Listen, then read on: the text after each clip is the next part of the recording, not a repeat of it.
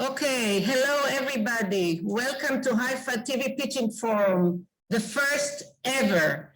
It is such a pleasure and honor to launch the first TV Pitching Forum in HIFF industry events. Our creative team of professionals seek to expose and promote our stories into series screened worldwide. I wish to thank my colleagues in this endeavor, Yaron Zelig, Emilio Shenkar of Tadmor Entertainment, Agata Berman, our pitching coach, the behind-the-scene creative consultants, and the Haifa Film Festival team headed by Yaron Shamir. At the end, it all depends on our fine technical hands working with us as I speak, Eilon Morag, NID Mishniyot. Haifa TV Pitching Forum enjoys the collaboration of the Scriptwriters Guild of Israel, offering, among other things, a development assistance grant, the Israel Producers Association, with whom we cooperate and coordinate, and Hot Cable TV, who kindly and immediately offered a development path to a selected series. We wish to thank Israel Foreign Office for their kind and considerate assistance for our online international events. I wish to thank Yair Nevo. To greet us, I'm happy to invite Hot Neta Rina Mor, Head of Production and Distribution of Hot Cable TV. Please, Neta. Hi everyone, so I'm Neta. I manage the co-productions and distributions at Hot in the content division. Thank you, Ruti, for inviting us. We are very happy to be here and to offer a development path to the winning series. Good luck, everyone, and we're really looking forward to hearing the pitch. Thank you very much. And I did stress immediately because when I wrote you, Neta, the first time, after about 10 minutes, I got an answer. And this was really amazing. And since then, really, it was lovely working with you. You too. Okay, and now, our partners in many industry events and in this event, since we're also offering a grant by the Scriptwriters Guild, I'd like to invite Maor Gillerman to say a few words. Hello, everyone. The Screenwriters Guild of Israel would like to welcome the participants of the first TV Pitching Forum. We want to thank the Haifa Film Festival for its continuing support of Israeli content, art, and original stories. Thanks to the esteemed panel of judges coming from all around the world in these challenging times, and especially thank you, Ruth Levari, our partner in crime. And to the writers, we say B'atzlacha, go forth and kick ass. Thank you, Maor. And I want also to mention our friend and colleague, Emilio Shenkar of Tadmor Entertainment. I don't see him on the platform, but Emilio is always, if you talk Maor about a partner in crime, Emilio is one of my first telephone calls, and we look together for jury members, and some of them know already how we connect with them, and how happy we are here on the platform. And I also want to thank Agata Berman for doing the same, but usually at the last moment when I ask her for help. So also, Emilio is there. Emilio, please say a few words. I don't see Emilio. He told me that he's here. It's probably behind the screen, Emilio. Okay, so if we will see Emilio later, we will let him say something. And I do want to mention also Agata Berman, not just as a coach, but as a friend. And maybe we can talk about a little bit about our colleagues who are festival directors and festival heads of festivals, and invite Francesco Capurro, who is the head of the Series Mania Film Forum at Lille, and Ines Wet, who is the coordinating director of the writing program, and we've worked with them at the residency. I'll talk about the residency a little later, but Francesco, please, the stage is yours, and we're very happy to collaborate with Series Mania. I think we all really want to start at Haifa or to start at Series Mania, continue at Haifa or continue at Series Mania. So please, Francesco. Oh, thank you, Ruth. I'm so glad that you invited us to participate in this very first TV pitching forum of your festival. It's a special feeling for me because Series Mania started like that 8 years ago with a pitching forum, basically. In 2013, it was very small. We selected 8 projects at that time, and we had 100 buyers and commissioners from all over Europe. And now it has grown so much and so fast, and it's one of the biggest events in Europe for TV series development. We continue to do our co-pro pitching sessions, which are the main core of the event.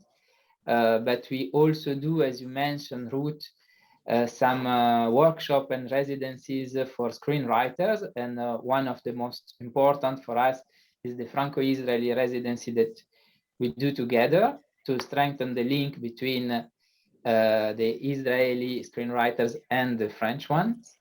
And we work also with Agat, our fabulous coach, who share has we all work with Agat. Everyone now works with Agat, and she's the best to coach the teams to go on stage, because it's very important. Of course, the pitch, it's the key to be successful in this business. You have a few minutes to convince the partners, and so it's very, very important not to miss your pitch.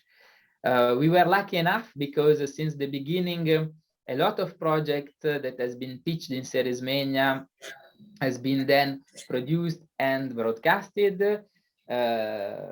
Some of them I'm sure you know. One is Jerusalem, that has been presented in international competition at Series Mania Festival this year. No Man's Land, also a Franco-Israeli co-production from Oekur with Maria Feldman. But also others like Eden, Yarrow, The Head, and almost 30 projects has been made.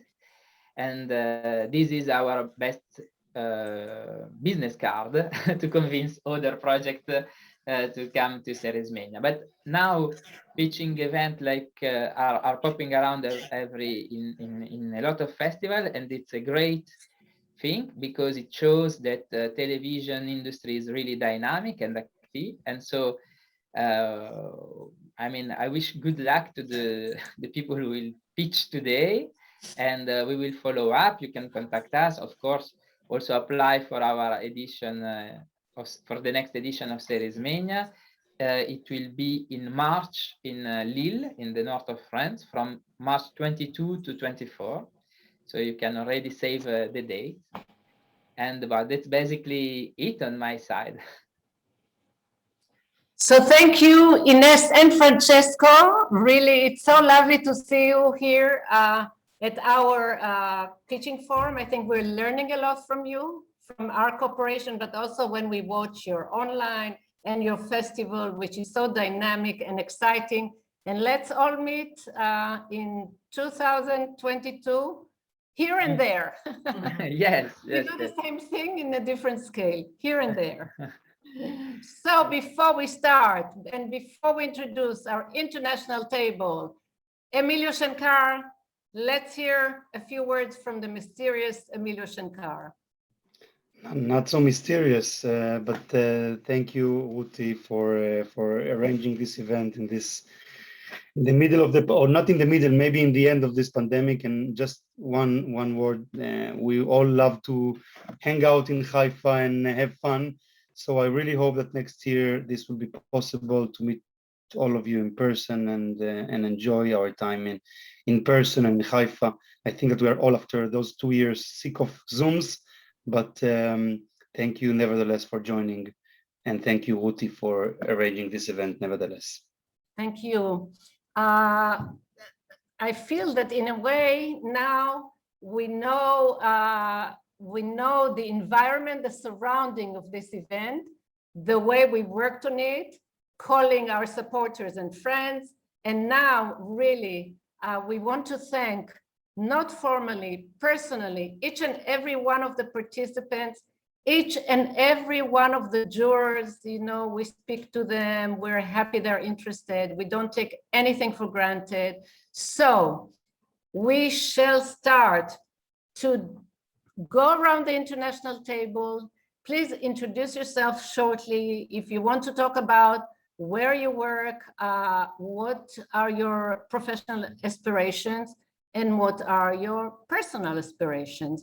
So I'd like to start with Claudia Tronier, who's a friend and a colleague, head of fiction at Arte. Please, Claudia, so many years you've been working with us. Let's hear what you want to say to us. Yes, hello, everybody. I'm very happy that you invited me again to this new event, which I think is really very thrilling. And yes, I'm also new at Arte in Strasbourg as the head of TV, drama, cinema, and also series department. I'm replacing there Andreas Schreitmüller, who retired by the end of last year. And so before I was more responsible for debut films and worked with many first-time filmmakers, but now I could really enlarge the field I'm working in, and I'm also responsible there for series, which I wasn't before. So I'm not an expert there, but Arte has as well on its site on arte.tv and also on broadcast many series, and the number of series is also augmenting, and we get more and more proposals from both sides, from the French side and from the German side, and there are also many European and international series co-production. I know that people from my department are also very present at the Series Mania in Lille. Unfortunately, I couldn't be there this year, but I will definitely also come next year to Lille. And yes, we don't really directly co-produce the series in Strasbourg, but we collect all the proposals from the French side and from the German side, and the very final decisions are being made there during the program conferences that take place every month, except in July or August, summer holidays. And what we are looking for is clearly some original series, something new, something not more of the same, not what has been already successful several times, maybe also not so many more thrillers or crime stories. But of course, if there's a new approach or something original there, we are also open for it. So I think I keep it this for now, because we are many and there's not so much time. Thank you very much. It sounds very easy what you're looking for. Let's hope you'll find it here. Yes, I hope so too. So Lee Mason, our friend, also visited Israel, I think 3 years ago, if I'm not mistaken, before COVID, of course. And at that time, Lee Mason was commissioning editor at Channel 4. Today, Disney Plus. Lee Mason, please introduce yourself, what you do, so everybody knows. Hello, yes, my name is Lee, and I was, until a couple of months ago, I was at Channel 4 in the UK. I was a drama commissioning editor. I commissioned many shows, some better than others, but some of the more notable ones would be, I guess, The End of the Fucking World and It's a Sin, which I don't know if that show made it over here. But then, and the last thing I did, I had a show that was called Help with Jodie Comer and Stephen Graham that launched on Channel 4 recently, which was about the COVID crisis, and seems to have ruffled some feathers and got the government quite angry. So there you go. And now I'm at Disney. I'm at Disney Plus, and I'm commissioning for the Disney Plus platform under the brand Star, which is the sort of the part of the platform that has the sort of the grown-up stuff. That isn't all the Disney branded stuff. So there you will find content from Fox, from Hulu, from FX, from Freeform and ABC, also the back catalogue, the film back catalogue. And I'm director of scripted now there, and I'm commissioning original drama in the UK and across Europe. It's actually EMEA, so at some point we're going to be moving further out of Europe and no doubt commissioning from other places as well. But at the moment, I'm commissioning out of UK, Germany, France, Spain, Italy, Netherlands, the Nordics, and there's more to come.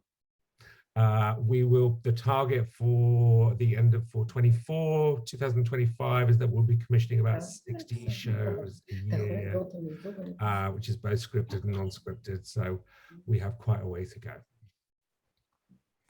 And that's it. Thank you, Lee, very much. And I would like to introduce Benjamin Dupin. Benjamin, except for being a wonderful, spiritual, empowering tutor at the Israel-French residency, he is also, or mainly, a scriptwriter and one of the major scriptwriters of 10%, Call My Agent, which is very, very popular in Israel. So Benjamin, we're really honored that you are here. I know how busy you are with Writer's Room and a lot of thinking and writing. So please introduce yourself. Oh, thank you so much, Ruth, for being so kind. And now I've been introduced thanks to you. So nothing much. I'm a screenwriter and a showrunner. And I've been really lucky to be a tutor for the French-Israeli residency at Series Mania. And I feel really like I'm exploring new territories that I've been knowing as a viewer, but I had no knowledge of the Israeli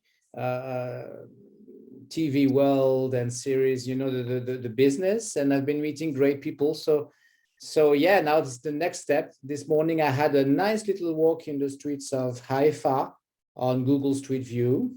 And I feel ready to hear all the pitches with an open mind. So thank you so much for having me. Lovely. And last but not least, we have a team, very kindly interested team from Wild Bunch.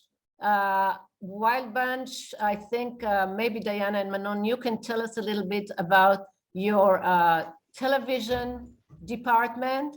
We're very happy that you're here. We are very interested in your view on our stories. And I thank you for doing this, for joining us so late in the day. Thank you very much. Diana and Manon, please. Thank you, Ruth. Thank you so much for having us. And just a few words for those who don't know Wild Bunch.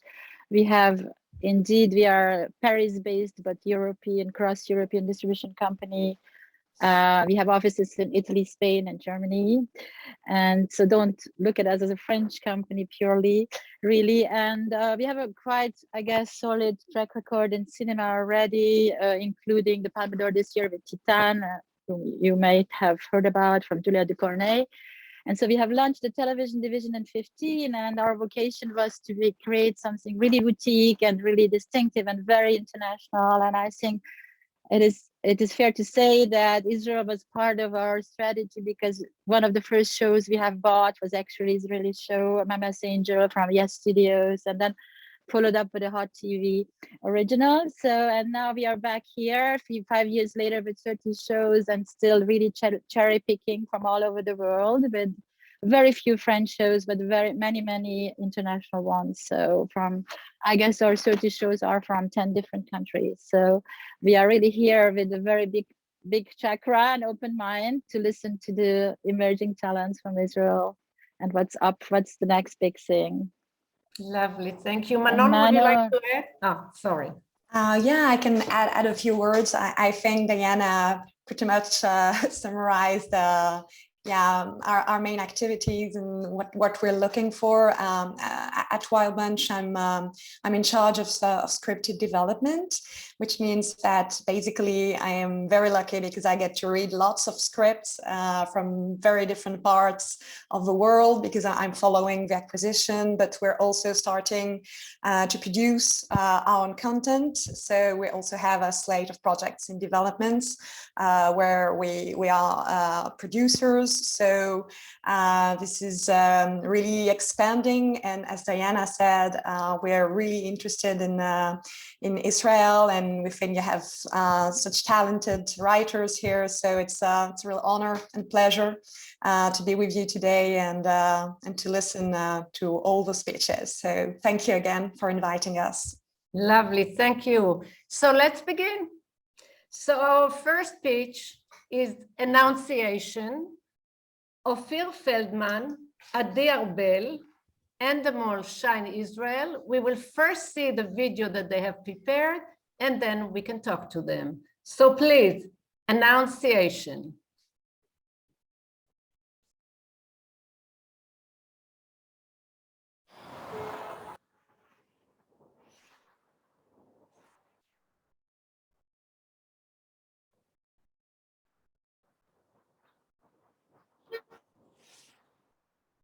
Going to Givat Chaim? Sure. Okay.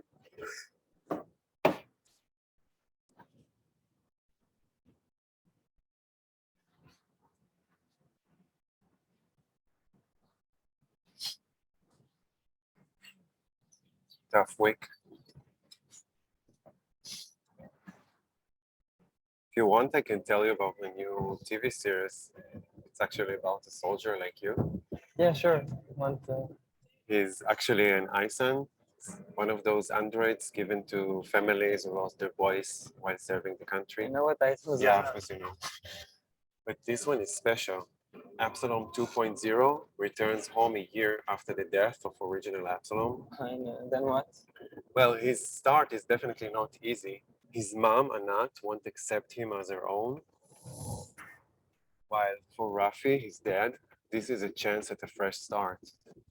But no one knows Absalom 2.0 harbors a secret. The guilt for the death of a Palestinian woman. It's original Absalom who killed her, not the ISAN. No. It's a bit political.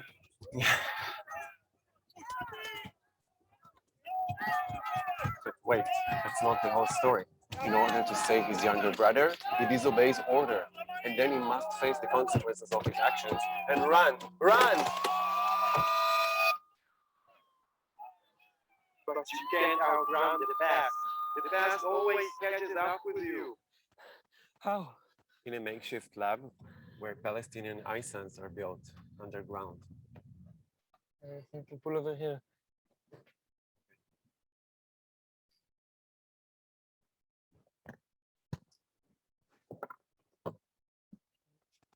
Why are we telling this story? As a combat soldier, I was still in the closet.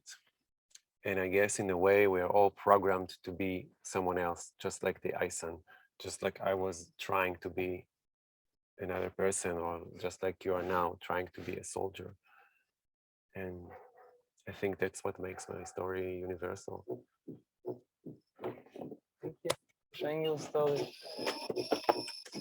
Softly, just break it to me softly.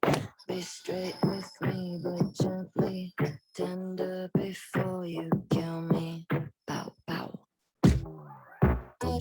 What a joke you made me. What's a queen to a joker? Tell me. What's a laughter soft distracting me? So now we invite Ophir Feldman and Adi Arbel of Endemol Shine Israel. Thank you. Live. So nice to see you. And maybe, Ophir, I can start by asking you what triggered this amazing idea of iScience. Okay. Yes, it's actually related for the fact that I'm a sort of fresh parent. My 3-year-old son, when he was even smaller, and he just started to crawl around the house, and he was kind of quick, and it was impressive, actually. So one of the members of the family commented that he will be in Golani for sure. He is going to be a combat soldier. So immediately I started to imagine my baby as the future soldier that he will probably going to be. And that gave me a sense of anxiety. And this anxiety pushed me to write about, to invent this very dark what if. And while doing so, I started to dig in my own past military experience that is related to the closet and to the sense of not belonging to the group. And this is how it started, actually. Lovely. Would you like to say something about the production and Endemol, Adi? We strongly believe in the project. It's a new approach. It's a sci-fi family drama series. I believe that Ophir is the right person for it. That's it. We strongly believe in it. Lovely. So jury, anybody that wants to speak, just raise your hand and unmute yourself. And then we will see you, center stage, and you can converse with the creators.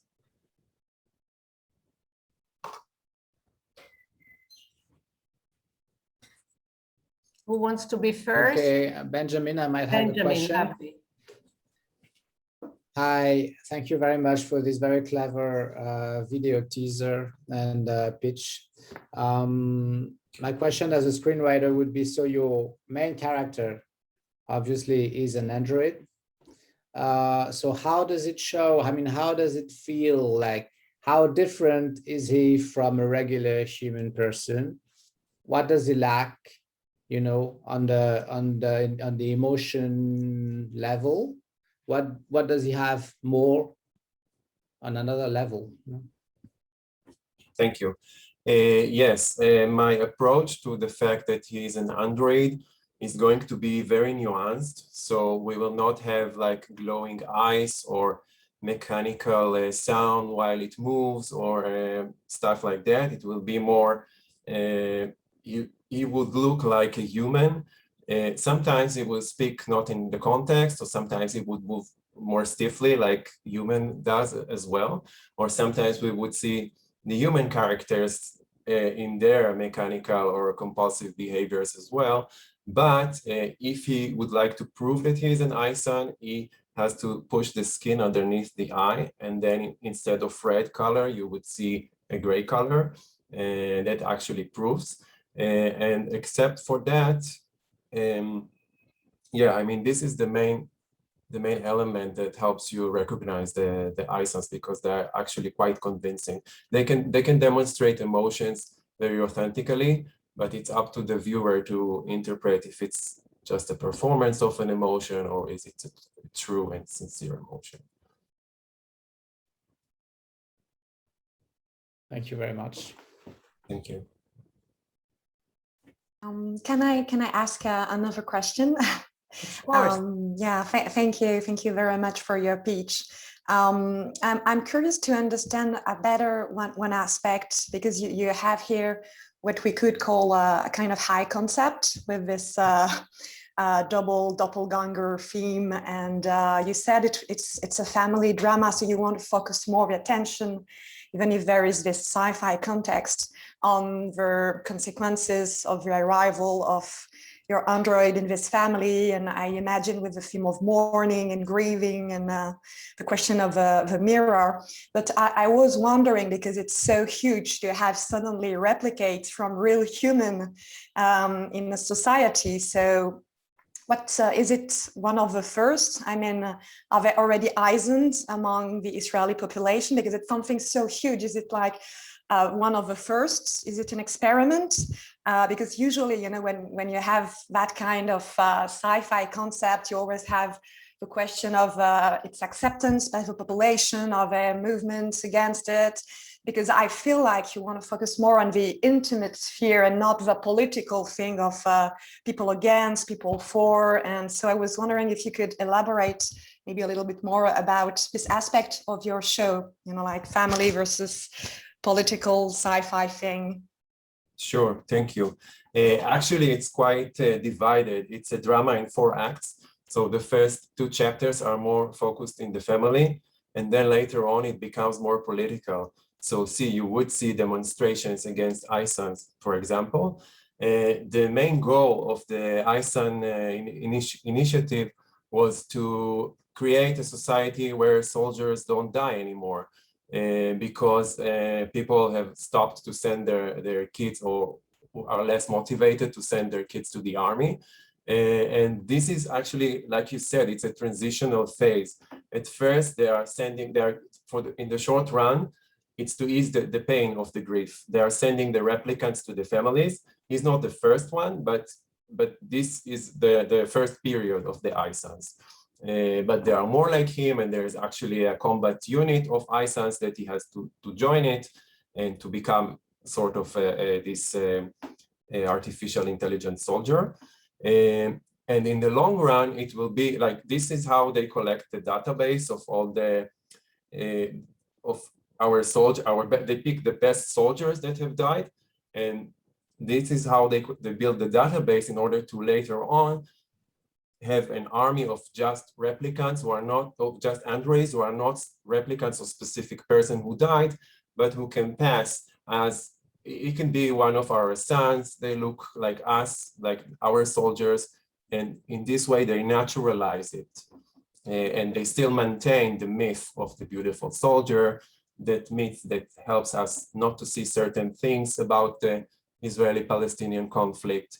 And so this is the goal of the project and the way it works. Okay, we have time for one more. Yeah, I mean, I suppose, I really enjoyed the pitch, and I suppose my question would be, or I guess my challenge to you would be, how you take a story and a premise that is so geographically specific, and how that is relatable across the world. Because I'm thinking about international audience. I'm thinking about how other countries are going to watch this, and you know, that sort of that national service where everybody joins the army, where everyone must serve in the army. That's just not true in so many other countries. And I think just getting that balance is going to be quite important, because the thing that the emotional story is the thing that is going to be connecting audiences, which is about grief. That's the most important part. If you lean too much into the politics, it might be hard for audience to see past the politics and see past the geopolitics and be able to sort of connect with the story if it's too much about the soldiers and the army and the politics of that whole thing. So I think that would be your challenge, as to how you can how that connects with audiences where we don't have that structure. Because there are, you know, the amount of people that join the army in the UK, for example, is very, very, very small.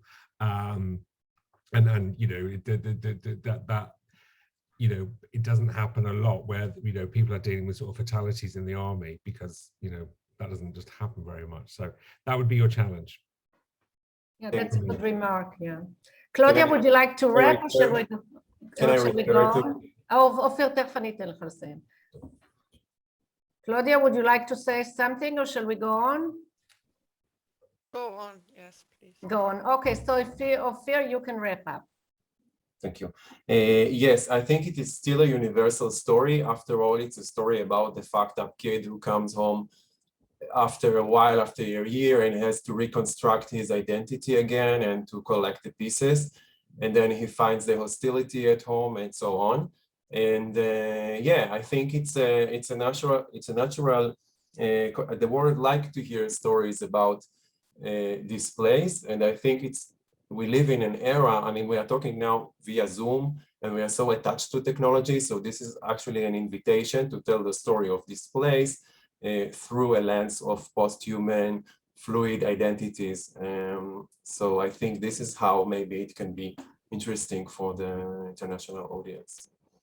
Thank you very much, Ophir you. and Adi. Thank you very much. Thank So now it is By the Gate, Ayelet Shenar, Einav Shenar, Shenar Productions. We will first see the film. Thank you.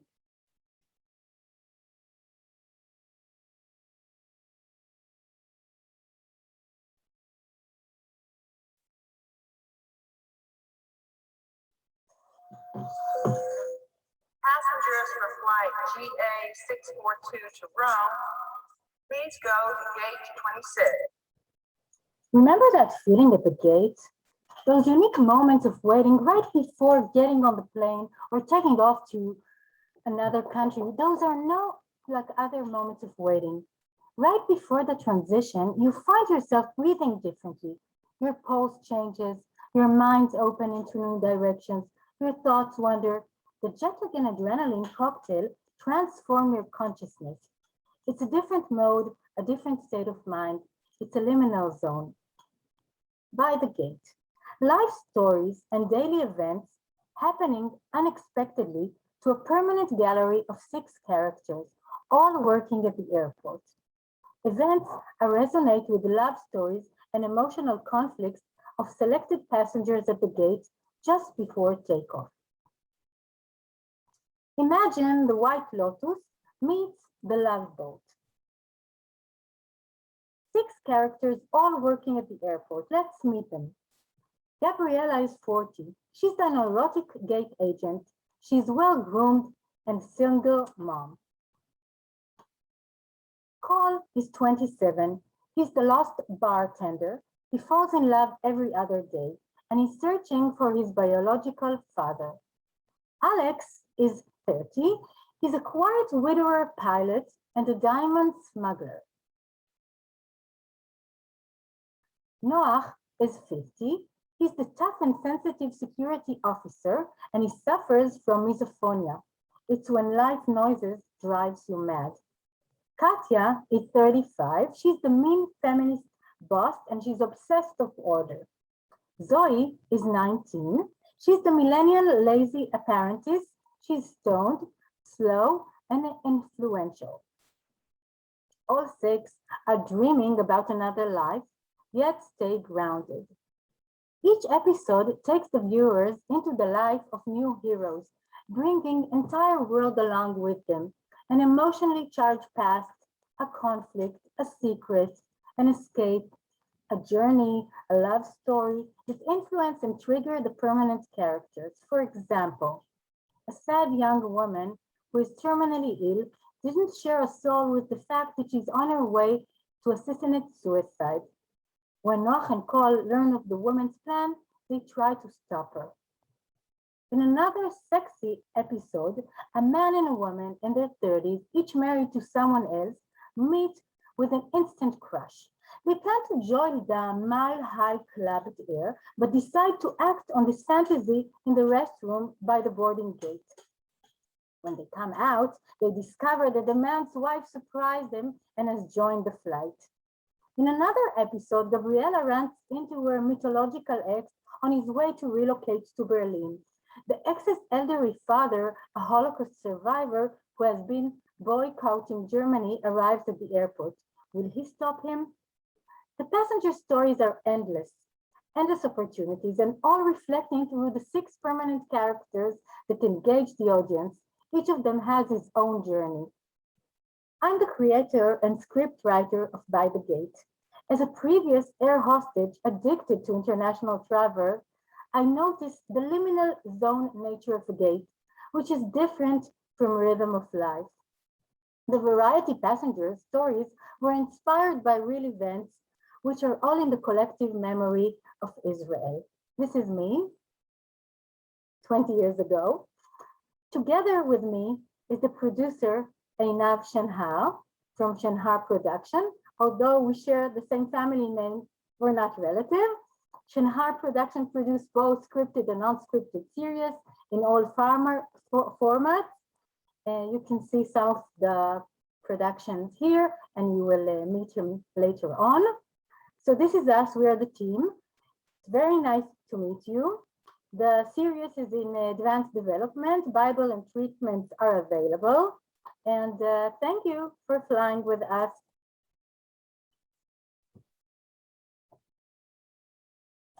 So, thank you, Ayelet Shenhar, Einav Shenhar. And now we'd like to talk to you. And I have a question. I was just thinking about the feeling that I have by the gate. Probably this whole thing was triggered by something that you felt by the gate or happened to you by the gate. Would you like to share it, something that triggered this series? Actually, yes, I have my own story. 20 years ago, I fell in love in an airplane. We were both air stewardess during our university years. I did my BA in psychology and my MA in communication and marketing. We married, we have 3 beautiful daughters and a dog, and each of us has his own career. I'm a marketing manager in different industries, including 10 years in the educational Israeli TV.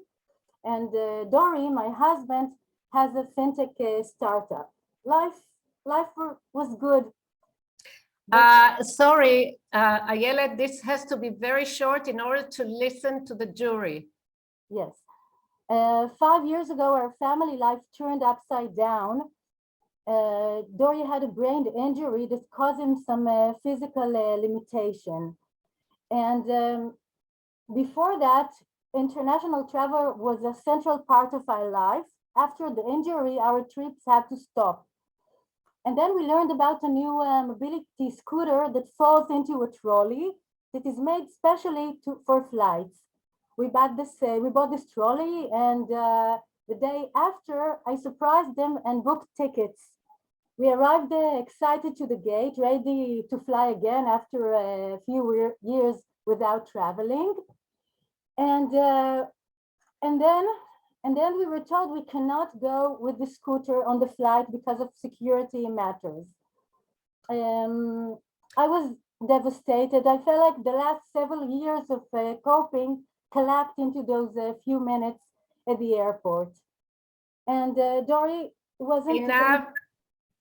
Ayelet, sorry, we have 5 minutes for the jury, for you and Einav. So just say the point. I know it's a personal story and I'm so sorry I'm doing it. But if we want to hear the jury and we want to hear Einav, just tell us the point. Where did you feel that your personal story should become a series? That's all. Okay, all the crew there, after all the frustrating and after all it collapsed in those moments, all the crew there helped us and convinced us to take the flight. And it was like a magical moment that everybody is collaborating with us in helping us. And I think that those certain moments were so touching and makes it worth all the difficulty and all the struggling. And it's like a small world and small moments that are happening there at the gate. Also, when I participate and also when I is observing them from Lovely. So it's this magical moment that led you to the series. And Einav, just a short question for us to be sure that we understand, and also to get one location, workplace, dramedy, can we say that? Einav, the producer. Einav Shenhar. Can you hear me now? Sorry. Yeah, we have to hear you, yeah.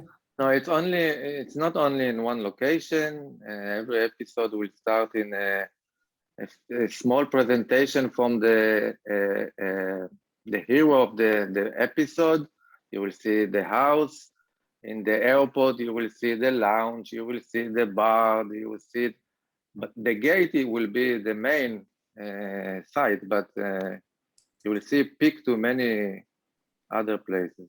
Okay, thank you. Let's open to the jury. We are all actually, we have all experienced, how can I say, emotional ups and downs by the gate. So we can relate to this. Yeah, hi. Yeah, I have a question about time in the series, because I remember watching The Love Boat when I was a kid and really loving it. And there was a whole, I mean, the time for a cruise is quite a few days, you know, like 2-3 days. At the gate, people typically spend 1 hour or 2 hours. So how can you concentrate a whole emotional arc in this 1 hour?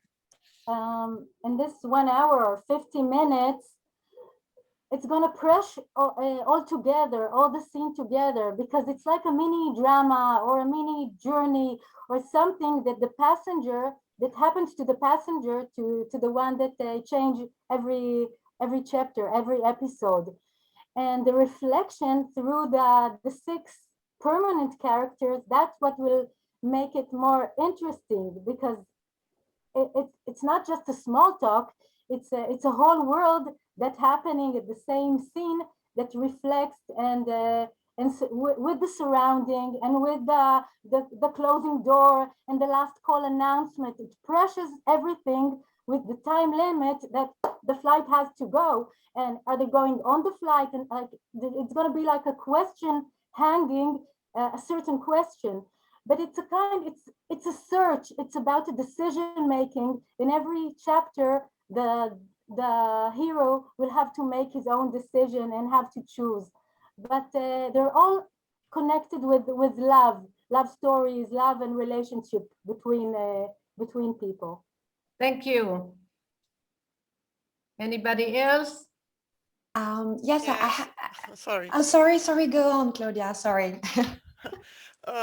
Okay, so thank you very much for the pitch. So is it more kind of like an anthology series, or does it have also a strong arc? I mean, how I can imagine very different and interesting and funny and sad stories at the gate, but there are also these 6 people working at the airport, and I think it's a great location for a series, an airport. But do they have a common kind of story or dream or need or whatever? And how is this connected?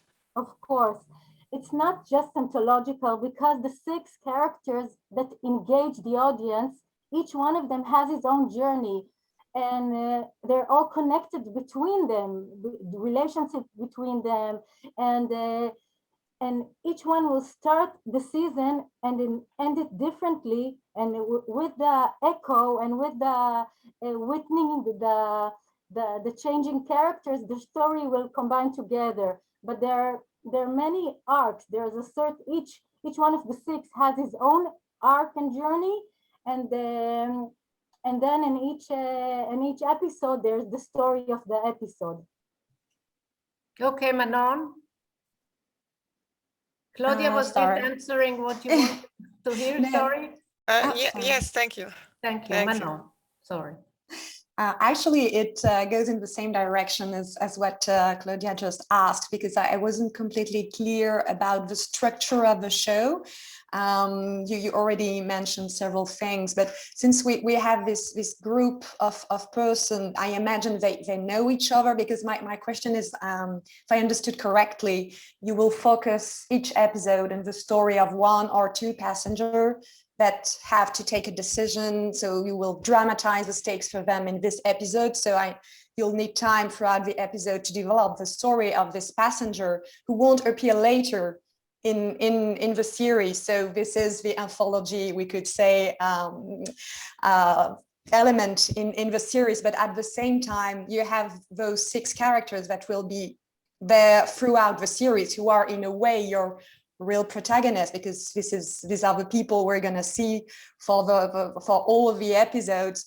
So I was wondering, do you intend, for example, to give a specific role to each one of them in each episode in order to be able to build on the emotion and the link that is going to be created between one of your main characters and the passenger you're going to focus your story on?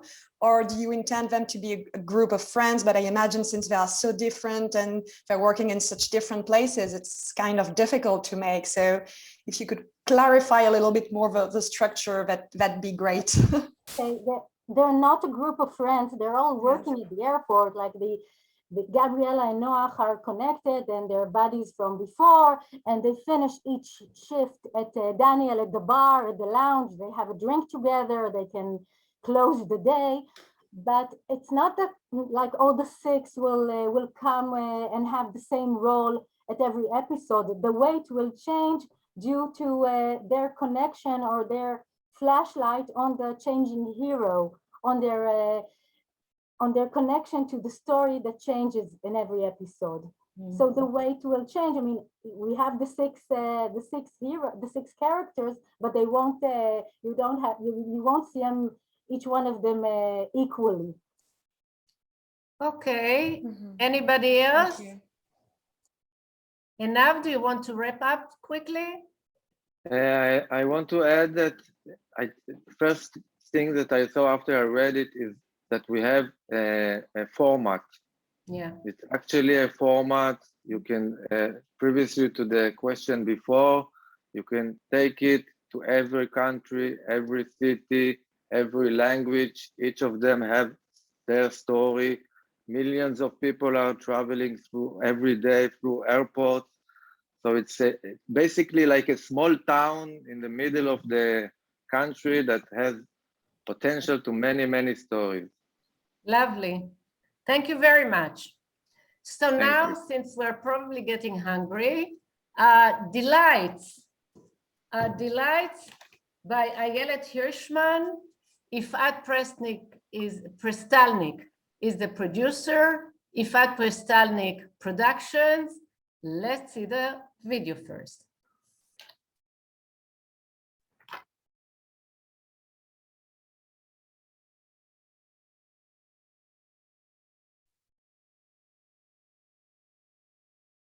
Shalom, I'm Ifat Prestelnik, a producer from Tel Aviv, and a true fan of romantic comedies.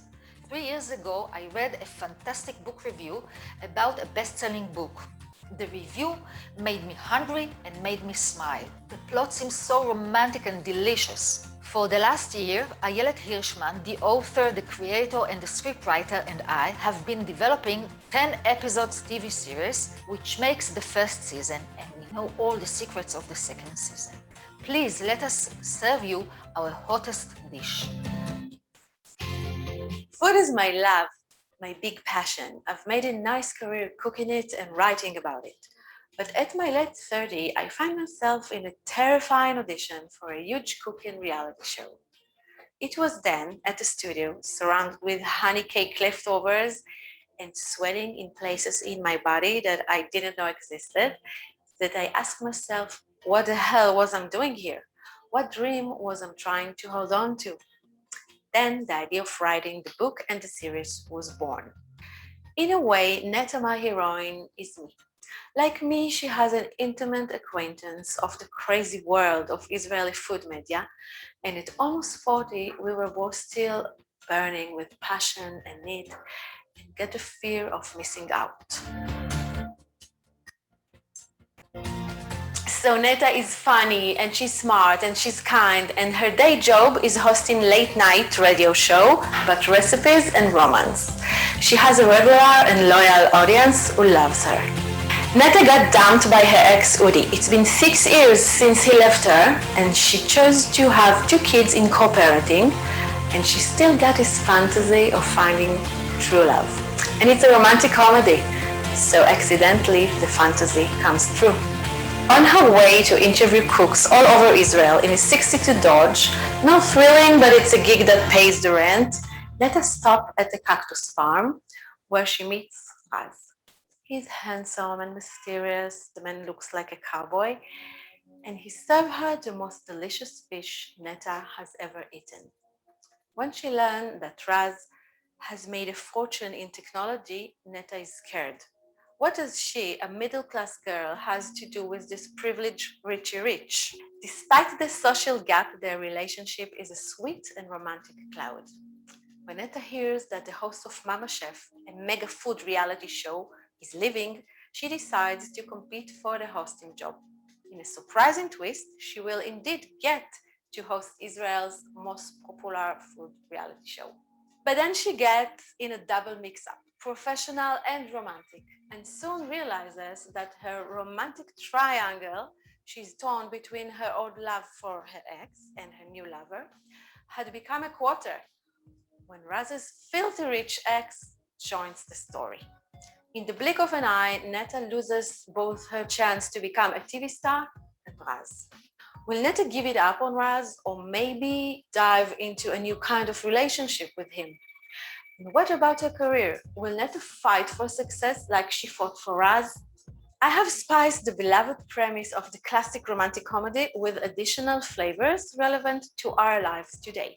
We are in 2021 and Netta is not necessarily interested in getting married. And would she want to be a mother for the third time? Maybe she would rather focus on her career.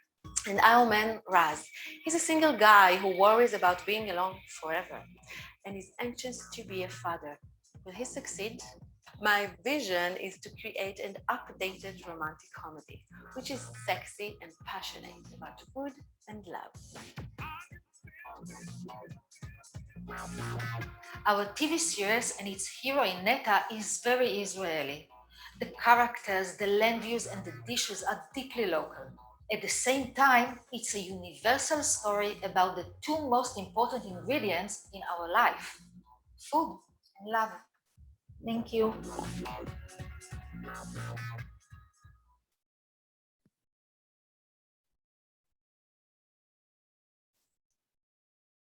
Okay, thank you very much. And now we have, I see already together, Ayelet Hirschman and Ifat Prestalnik. Let's discuss. I see a smile on Manon's face.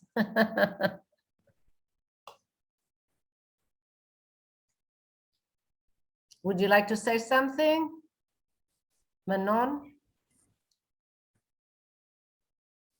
Not particularly, but no, it sounded fresh and original, and I watched the other day this HBO Spanish show that also had these three ingredients. I think it's yeah, and it's always interesting to mix this arena and the TV reality ingredient, which can be full of you know, comical relief and situations, and so no, I'm quite curious. Yeah, lovely. Thank you. Who's to follow?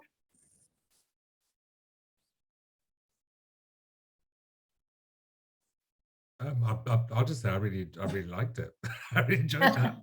No questions. Thank you. Yeah.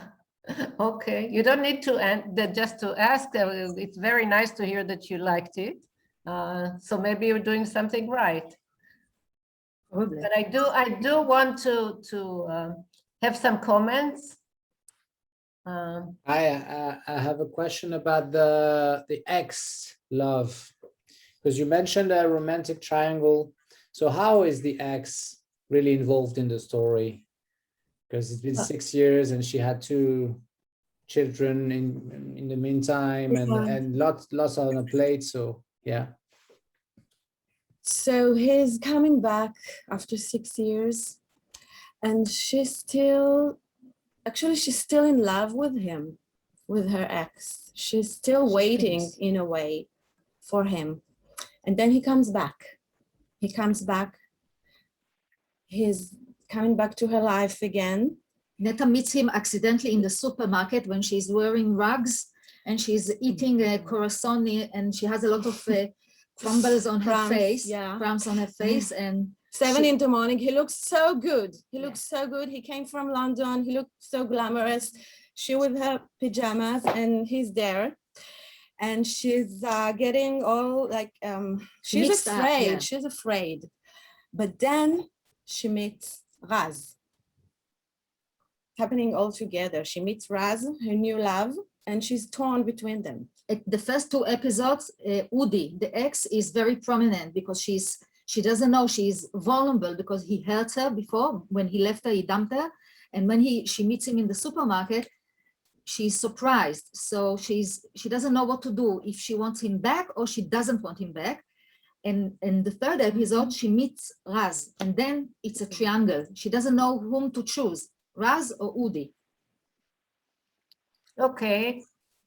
I have a question, actually, although it seems obvious to me, but I wonder if you're working on the one hand on the romantic comedy, on the story, or the love conflict and all this, and on the other hand, do you take into consideration the gluttony, the food aspects, the delicious meals, because not only crumbs of, you know, he can see beyond the crumbs, but us as an audience, do we want to have crumbs on our faces as well? Yes. So first of all, Ayelet, she's a culinary I expert. know, but Yes. visually and, So visually, and we emotion still- and all this, yes. do we deal with food also? Yes, Because food and Netta- sex are very, very yes, related. definitely. Yes, definitely. Netta cooks, steer, bake. She does everything, and she does it for her sons at home. She does it for her colleagues at the radio show. She does everything. She is always doing something about food, and we'll see it very vividly on screen. Good. So you want us to be hungry? Yes, it's a major for food part. and for love. Yes, And it's a major audience. part of. Yes, it's not just love for men; it's love for food. Passionate. Yeah, for Yeah, everyone passion. is very passionate about food. Exactly. Lovely. Oh, lovely, lovely. So anybody would like to wrap this? Yeah. Yes, Diana. Yeah, just a very quick question. Me too. I agree with Manon, obviously. Like, it was very fresh and vibrant, and you know, this is something we are hungry for. And even though we have seen a couple of cooking shows where mainly main characters are dominating, so I also like the idea that there's a female protagonist. I was intrigued by 2 things, like how local it will be in terms of, you know, comedy is always a tricky thing. So I'm here, the distributor talking, how much can it travel? And we have seen Benjamin's work also, that sometimes it's amazingly can converge to all kind of cultures. So this is always the tricky hurdle when it comes to us, for instance, in committing to a comedy type of show. And the second question was like the IP. I think it's obviously a big asset that it's based on an IP, and I wanted to see and hear from you how much it deviates from the original, because this is always for us a kind of a guarantee that if something has worked on the IP side, obviously the you know, the risk is lower when it comes to how much have you integrated all the book parts in the show. Yeah. Okay, this is the book. It's Ayelet's book. This is a best-selling book in Israel, and now it's been translated to English in order to be distributed all over Europe. So the IP is very close to the book. The book is the first season, and it's very close to the book. The 10 episodes we wrote, Ayelet wrote, it's based on her book. So we know the world very well, very accurately. We know the world. Ayelet is familiar with the world and intimate. You know, it's a kind of Very intimate. Exactly, intimate view of the world, of this culinary world, and about culinary media in Israel. But on the other hand, I think it can be everywhere in the world. She can be a French journalist that writes about French food, or she can be English. She can be everywhere. So it's a kind of it was born to a remake, but we prefer to do it, of course, first as an Israeli show, local show. because you know, the culinary of Israel is very vibrant, vivid, and very delicious. It's a combination of, we are melting pot. So it should be done first. Yeah, it should be done. We want to do it first in Israel, then it can be relocated everywhere, in my opinion, but maybe I'm wrong. Okay, thank you. Claudia, how's food in Arte? No, not so very present, but we have a series online. It's called Foodie Love. Yes, but it's different. I mean, yeah. The cooking itself or cooking shows don't play a role there. Yeah. Okay. Thank you. Just a moment. Yes. And it's very funny. Okay, it's a romantic comedy and it's funny, like life is sometimes funny, and the story is funny actually. It can be sometimes ironic, but Netta, funny things happens to Netta. Funny things happen. It's heartwarming, but it's funny because through her eyes she sees the world like in a positive way, optimistic way. It's a romantic comedy, you know, and Ayelet likes very much romantic and likes the character, so it's very present in her writing. Okay, I think we could see that. That's fine. So if anybody else does not have a question or a comment, and Lee said he likes it, which is good, we will continue. Thank you very much. Thank you. Okay, and now we are into Geula number 19 with Gur Bentovich, Shachaf Ram, an animator, Guru Maya Productions, and please let's see the film first.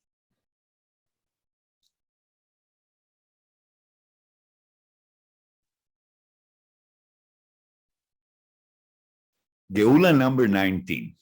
That's an address of a building in Tel Aviv built in 1934. Geula also means redemption in Hebrew, but I'm afraid not much of that ever took place in there. First people to move in were Jewish Polacks. My granddad Bunding was one of them. Being a true Zionist and socialist, he immigrated to Israel, but then surrendered his dream of communal life in a kibbutz in exchange for a middle-class apartment overlooking the Mediterranean Sea. His sacrifice was for the love of his wife, my grandma Perla, a Jewish princess from Warsaw and the first lady of classical piano in Palestine. Did she love him back? I doubt it. They had only one kid, Shmulik, my dad. When he was barely a few months old, back in 1940, the Italian Air Force bombarded this building for no apparent reason. As the bomb's explosions drew nearer the building, Grandma Perla interrupted a quartet rehearsal and hid young baby Shmulik under cover of a grand piano. The piano may have saved his life, but it definitely ruined him too. Shmulik had to play 5 hours a day because his mother believed that he's the next Otto Rubinstein. He became an army general instead. Poor soul didn't have a choice since his dad died in action when he was only 6 while handling dynamite stashed under the building, him being a member of the Jewish underground movement. Years later, a plaque was raised to commemorate his heroic deed. That was in the winter of 1950, on the very same day that snow ever fell in Tel Aviv. Obviously, Shmulik was not allowed to throw snowballs with the other kids on the block since Ben-Gurion himself was paying respect in memory of his dead father. No wonder he never got to express his teenage rage. Maybe that's why his son, myself, had some extra rebelling to do. I moved to this building in the summer of '88, enraged, confused, and still a virgin, just shortly after I was dropped out of the army on psychiatric grounds or excuses, depends who you ask. That was only a few months after Grandma Perla passed away among piles of junk she's been hoarding ever since Grandpa stopped throwing the junk away when he died many years before. After clearing the junk, the first thing I did in the big city was drink a beer and stare out of the balcony outside. The sea was long gone behind many buildings that were built since Grandpa moved in, but still I had the feeling that life is only now beginning. 5 minutes later, downstairs, I came by a flyer posted on a plaque in honor of my grandpa's heroic death. It said that the Unnecessary Revolution, a post-punk band, were looking for a drummer. I'd never played before, but since they needed a place to rehearse in, and the basement in my building seemed to suit, and since I had enough rage to beat the hell out of the drums, I was accepted immediately. And so I joined the band. The rest is history, although very few people have ever heard of it. Most of those who have are female Japanese members of the Tel Aviv underground rock bands of the 90s. A dozen members of the group visit the building in the winter of 2034 to see the basement where most of the legendary band's rehearsals took place. And so it happens that they turn up at the building just minutes after I am the last tenant to evacuate, and minutes before it is demolished, 100 years after it was built. It is obvious by now that not everything in this saga has occurred the way it's been told. Not everything happened to my family, not everything happened in one building. I admit, some is made up. So, by the way, is the story about my heroic grandpa. Truth is, he was just a broken-hearted, dreary socialist cleric who died accidentally of the explosion in the basement caused by Spivak, the militant neighbor next door, who had been making the bombs but laid low, leaving his neighbor to receive the blast and the glory. Spivak also happened to be the father of Noah, the craziest hippie in Tel Aviv, and the kind soul to whom I lost my virginity on the roof many years later. And so the story goes back and forth 100 years in the life of this building and its residents. Each episode is told through the eyes of a member of a different generation. Some of the major historical events are revisited over and over again, each time from a different angle, and gradually revealing what a pile of nonsense our history is made of. But while the ethos might be all constructed cynically to make some patriotic sense, the people behind this ethos, who bear its heavy load, still have to live their lives in some meaningful way while making some sense of it. This series is mostly about them, my family, their neighbors, and all the rest of us here in this crazy and holy land. Redeemed or not, may all beings be happy. And now I'd like to leave you with some short, half-baked sample of the animation style we've been developing for this project. Enjoy.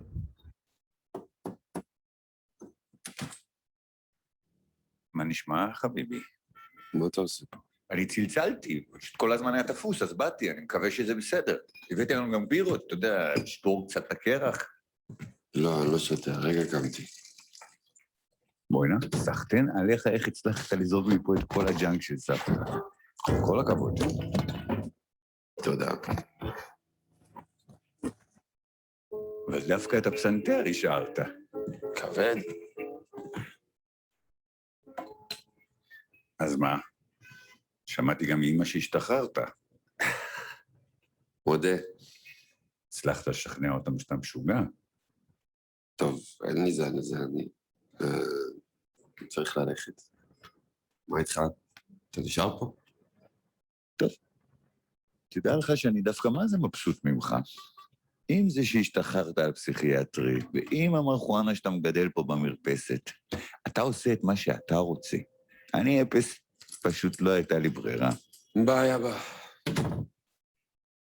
פשוט לא הייתה לי כל כך ברירה. כי כשאני הייתי פספוס, העולם מתנהג קצת אחרת.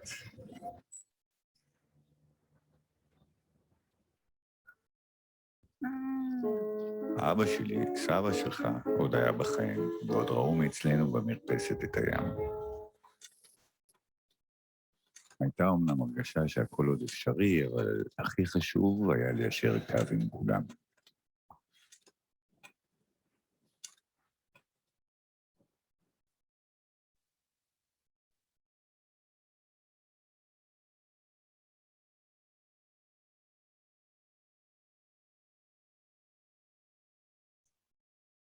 Okay, thank you very much, Gur Bentovich. And I would like to mention again, Shachaf Ram, Gur Maya Productions. And let's discuss this with Gur. Gur, can you say something so we can see you on the main screen? Hi, hello everybody. Hi, hello. Can you hear me? Yes. Oh, we see Tel Aviv as it is now behind you. Yes. This is 88, actually. Ah, okay. So who would like to start?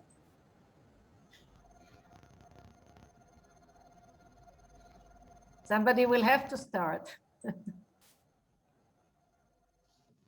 Lee, would you like to say something? Yes, thank you for that. That was a really interesting pitch. I suppose my question is what do you want as the audience? What do you want us to get from this as a piece of work? What do you want? Like what experience do you want us to have From the pitch or from the series? from the series? From the series, I think a story of the city, which is also the story of the country. 100 years of like a Western tells you the story about how that came to be. So this is like both the story of this country, how it came to be, and the personal story of a family, of two families in the building, and how each generation tries not to follow in the footsteps of the generation before, but eventually does more of the same. So it's kind of two parallel stories. One is historical and one is personal. They kind of combine or collide, or both. I suppose what I mean is what is what is the universal story? So what's the viewer experience for me here in the UK, for example? So for example, I was thinking as I was listening to you, I was thinking about families, and I was thinking about community, and I was thinking of COVID and how our worlds all suddenly got much smaller. And, you know, I got to know my neighbors during COVID in a way that I never had before. So suddenly I know who my neighbors are, and I never did before that. So I guess, you know, I'm kind of giving you the answer at the same time here. Thank you. Thank you for that. I was looking for the connection for COVID, but I couldn't find it till now. I guess that's the contemporary relevance, isn't it? And maybe that is something to be thinking about, which is suddenly our neighbors became part of our world because we couldn't travel anywhere. You know, I say our world shrunk. The apartment block we lived in were the only people that we would see, and all of this sort of stuff. So it might be worth thinking about what's that contemporary relevance for a universal audience, I suppose. But there you go. I've asked you a question. I've given you the answer. There you go. Thank you for that. Yeah. Yeah, that's a good way. Claudia, would you like to say something? Yes, maybe first a more kind of technical question. Will it be animation? Maybe I missed that point. Will it be fully animated, or will it be a mix? And how many episodes and how many generations? Because you said each and every episode will be told from the point of view of a different generation. Okay, so first of all, it is fully animated. The sample you saw is kind of wobbly because we didn't have to draw all the in-betweens, but it's going to be fully animated. And the generations, we're talking about 4 generations and 4 episodes. It's actually a mini-series. I'm sorry to say I didn't write it. Oh, sorry, I have to close one. It's actually a mini-series of 4 episodes, and it's 4 generations. Mm-hmm. From the grandparents that built the building to the daughter of the main character, yeah, all together, which he never knew he had. A surprise 4th generation for the 4th episode, because he never realized he had a daughter. Yeah, nice. Benjamin, something? Benjamin? Yeah, hi, thank you. I really enjoyed it, and I really dived into this chronic over generations, and I was very pleasantly surprised when I realized it would be animated, because maybe you mentioned it at the beginning and I didn't pick it up, and it really made sense on how you could travel between the periods, and so I can have the sense of a very original piece. And yeah, sure, it couldn't probably not be a very an ongoing series or something that goes, on too many episodes. It's a short and kind of, very personal and specific piece that makes our minds travel. So thank you. Thank you. Okay, before we go on, Diana or Manon? Yes, I can say a few words if you want. Sorry. Yeah, I'm not much an expert of animation, and especially not adult animation, I must say, but I was asking myself also about the international relevance, of course, and also at the same time, I felt it was a very local. I mean, Israel is a very different country from other countries, and I don't know if you can hear me. My camera goes Okay. Yeah. I mean, there's a lot of fascination and ideas you have about Israel. Obviously, we feel that you guys are kind of what we see for other shows. It's like you guys are in a shaker, and there's an urgency to live, and there are all these kind of things. We obviously fantasize about Israel in a very positive way. So I couldn't stop thinking about shows which are rather in the big screen movie scene, like, Persepolis or Bashir, all these things we have seen. I guess all will come and boil down to the honesty, like how much can you really convey, the personal experience you have in your generation, and how much it will resonate with obviously the rest of the world. But yeah, there's a lot of question marks in a positive way, I would say, how this will evolve. Yeah, from locality to the potential global resonance. Lovely. Manon, you want to say something before I go on? Yes, it will be very short, promise. No, you don't need it. Thank you for the pitch. It's in fact very poetic in a way, very very distinctive, and the metaphor also of the city. One of my question would be, because I don't know, I have to say I've never set foot in Israel, so I'm very very French, and I was wondering, like Tel Aviv, because you chose Tel Aviv because it's the city you live in and you know it very well, and it's a personal story that resonates with your own family history. But I was wondering, because you said you were also gonna go through the history of the town, so why Tel Aviv? Well, because it's I imagine different from other cities in Israel. So what do you want to say about the city also in your series, and how does it go hand in hand with the story of this family? Because I imagine you want to tell some historical facts also, and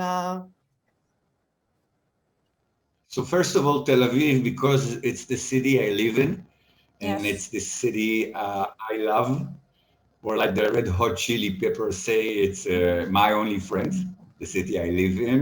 Yes.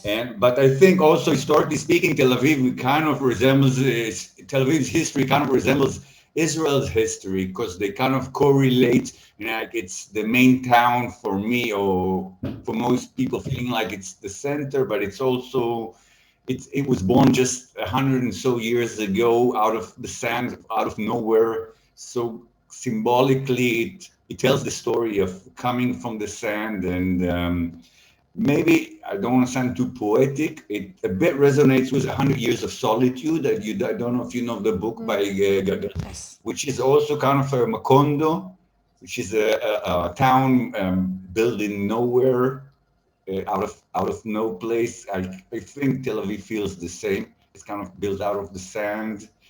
And in 100 years, everything has happened. I don't know what's going to happen in the future. The series does go to the future, but just for the fun of it, I'm not a prophet. But I thought this 100 years tell a whole story of my family and the city and Israel in a way too. Time will tell. Okay, thank you. Thank you very much. Thank you. Okay, so we have one more pitch before we break for lunch, and it's a happy ending. Happy endings. Adi Tishrei, Esti and Chaim Meckelberg, 2 Team Productions. We will see the film first. During my first year as a film student, I lost my mentor, my grandfather, Yuda Falzan Kashani, the first person who believed in me and encouraged me to become a writer. He got sick with cancer and died a few months after he got diagnosed. And after him, 4 other relatives died from cancer as well. You could say that in this first year of film studies, I spent a lot of times in funeral homes. And as a screenwriter and a creator, I decided that their endings are not acceptable. So I created a dark comedy series called Happy Endings, in which death becomes an opportunity for terminal ill patients to choose and their own endings and leave this world as movie stars and not like the disease forced them to go. The person who makes this all happen is Elle, a 26-year-old director who begins the series as a failing one. She just got the news that her father has terminal cancer, and the only thing that could maybe save his life is an experimental medicine she and her family just can't afford. She runs away to the backyard of the hospital. There she meets Isaac, a patient, a 70-year-old patient with a cowboy hat and a satin pajama, who asks her what she does for a living. And Elle hides behind her sunglasses and tears, all depressed from the news, tells him she's a director. He tells her, you know, you chose the right profession for this life. All my life I saved up money, I made a company, and now I'm gonna leave this world shaky and lonely in a hospital bed, not even recognizing my own family. I'm a cowboy. I need to leave this world riding a horse, saving my wife from a burning house, shooting the bad guys, and disappearing into the sunset.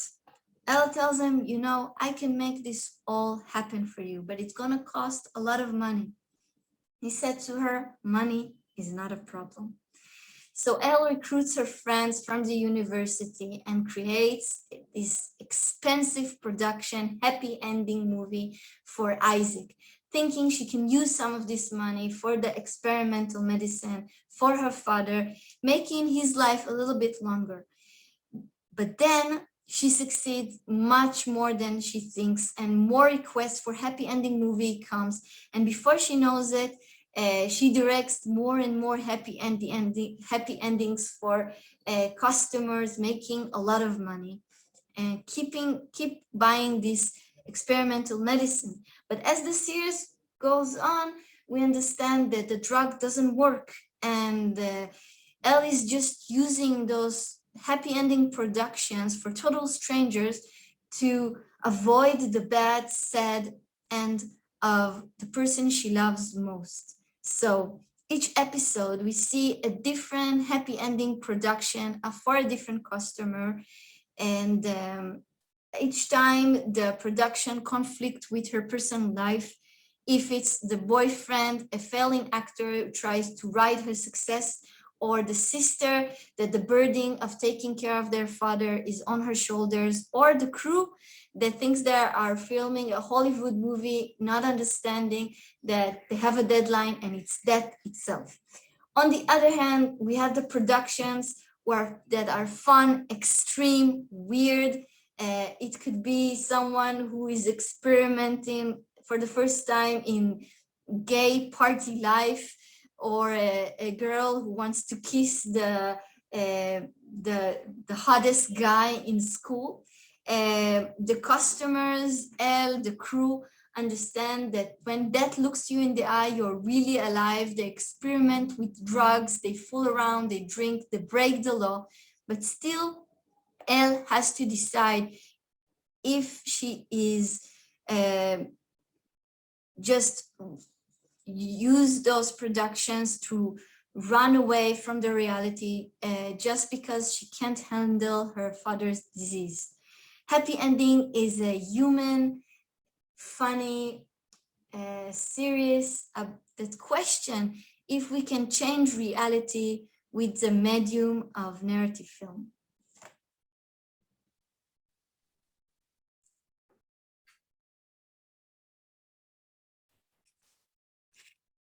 Okay, so Aditi Shre and Esti Meckelberg. Hello. Hello. Hello. You look like a pilot.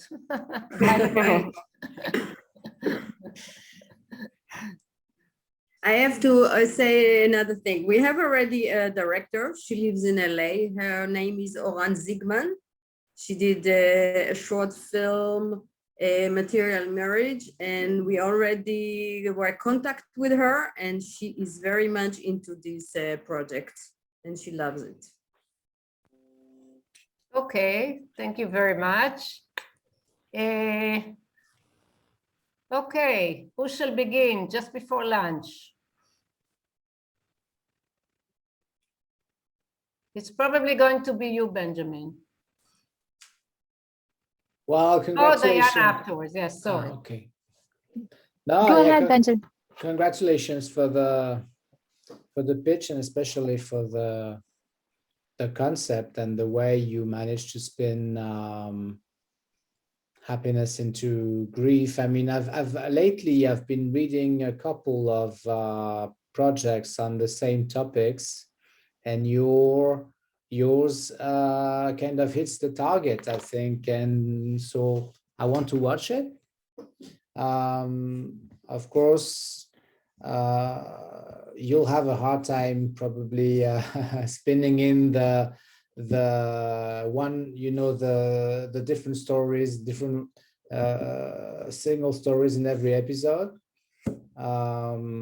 A bit like we did in Call My Agent, 10%. I mean, there's this one-time story and the ongoing characters beneath. But yeah, it looks like a very promising series, I think. Thank you. Thank you. Yeah, Diana?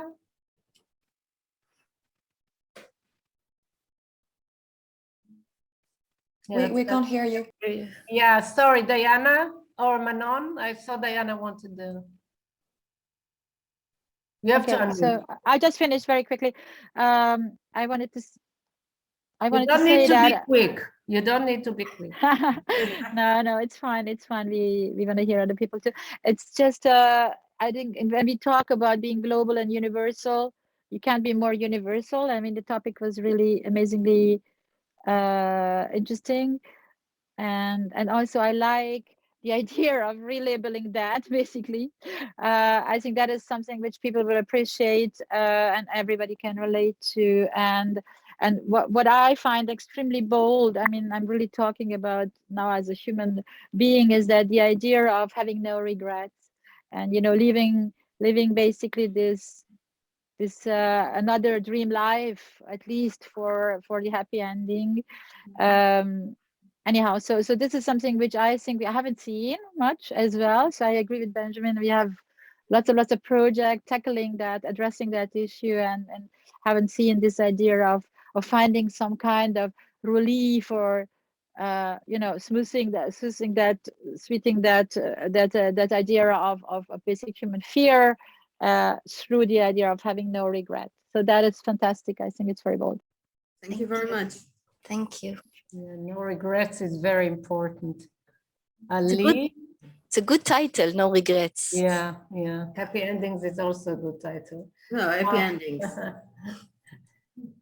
Yeah. And we also believe it's a universal series. It's not Israeli typical. It can be in any language all over the world. Yes. No, I don't. No questions. Just to say, happy endings has another meaning in English. Just make sure everybody knows. Yeah, I know. Good. Okay.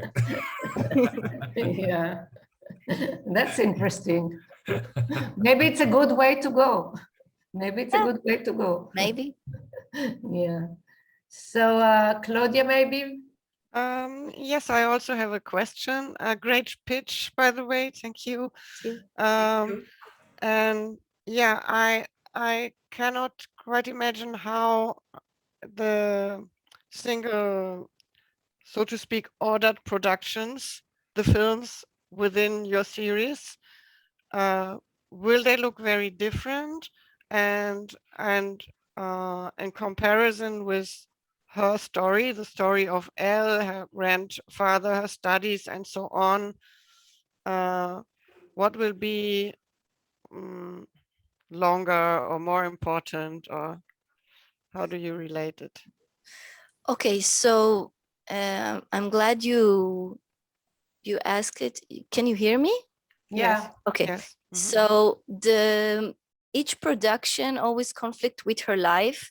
So as an example, in the end of the series, when her father is dead, there is a production of for an example, Michael Jackson Thriller on the grave with dancing, and the father joins them with the dance.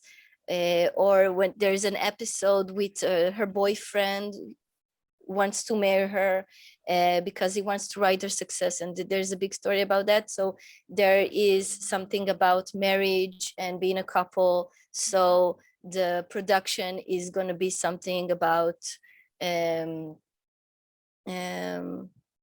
I have a few scenes, but I don't want to commit to anything. But about a love story. So each time it's something that relates to her. So the big percentage, I always feel like the story of the characters should be more than just the side stories.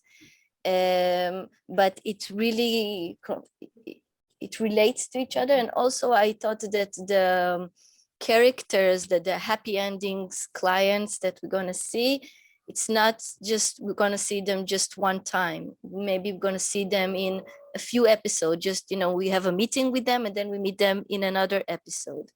So like other series that I've seen, also 10%, and so we see the characters a few times. I don't want just to meet them in one chapter and then not see them again. I thought that the first episode will be a big production, and we see some of the characters later on in the season from the big production. Thank you very much. Thank you. Thank you. So if is there any other comment? If not, Esti, you can wrap up.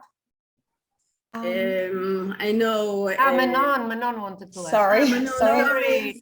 No problem. It's. I love it when you fight to speak. I just love it. No, just a small question, because I thought the theme of your series, as previously said, was really strong. Like the idea, what can we change reality for fiction, and how delusional is your main character, especially when she's going to realize that she cannot save her father. So it's in a way also about the impossibility of grieving and of accepting death. And in terms of drama, I was wondering, because you said that there will be, of course, some ethical issues as soon as you mention death and the question of, the end of life. And I was wondering if it was an element of drama you thought about. For example, it's in a way of, selling lies. Are people sometimes gonna be mad at her, or will they be some, you see what I mean, some twists and turns about, because the title of the series, Happy Ending, could, there is this element of dark comedy. Are they always happy with the movie they make, or are they gonna come back and say, well, I'm still not accepting death, even if I'm a cowboy and I'm saving my wife from a burning house? You see what I mean? And it could be an element of twist, and I was wondering about that. I think that's what's funny about it. First of all, they usually die. So okay, before the release of the movie, some of them die, yeah. But it's more, it's about the gap of how you about your image in the eyes of yourself, and how other people see you, and how you want to be remembered. And it could be really funny and could be tragic. I mean, it really depends on the character. And I love human stories, so it really depends on the specific stories and the characters. But I think each of us, we live in this gap. Even look at this Zoom, you look at yourself with the image. So it's the main thing of it, the gap between how we perceive ourselves and how we look to others. And I think it's the same gap as reality and fantasy. So it's Lovely. a theme. So thank you very much. We will take now a short lunch break, 30 minutes. So try around, let's say, okay, it will be a little more. 2:30 we begin. So if you can go back or just freeze your pictures, you know, don't do anything else. Don't go in and out. 2:30 we begin. We have 4 more pictures. Let's do it at leisure and enjoy the day. So a short lunch. Thank you very much, everybody. Okay, so now we are renovated. And we can go on. Thank you, everybody, for your consideration. I know it's a short lunch. So now we have No Honor in Killing, Shadi Sroor, John Michael Reefer, Laurel Hunter, Cinema Virgin. First, we will see the video. Thank you.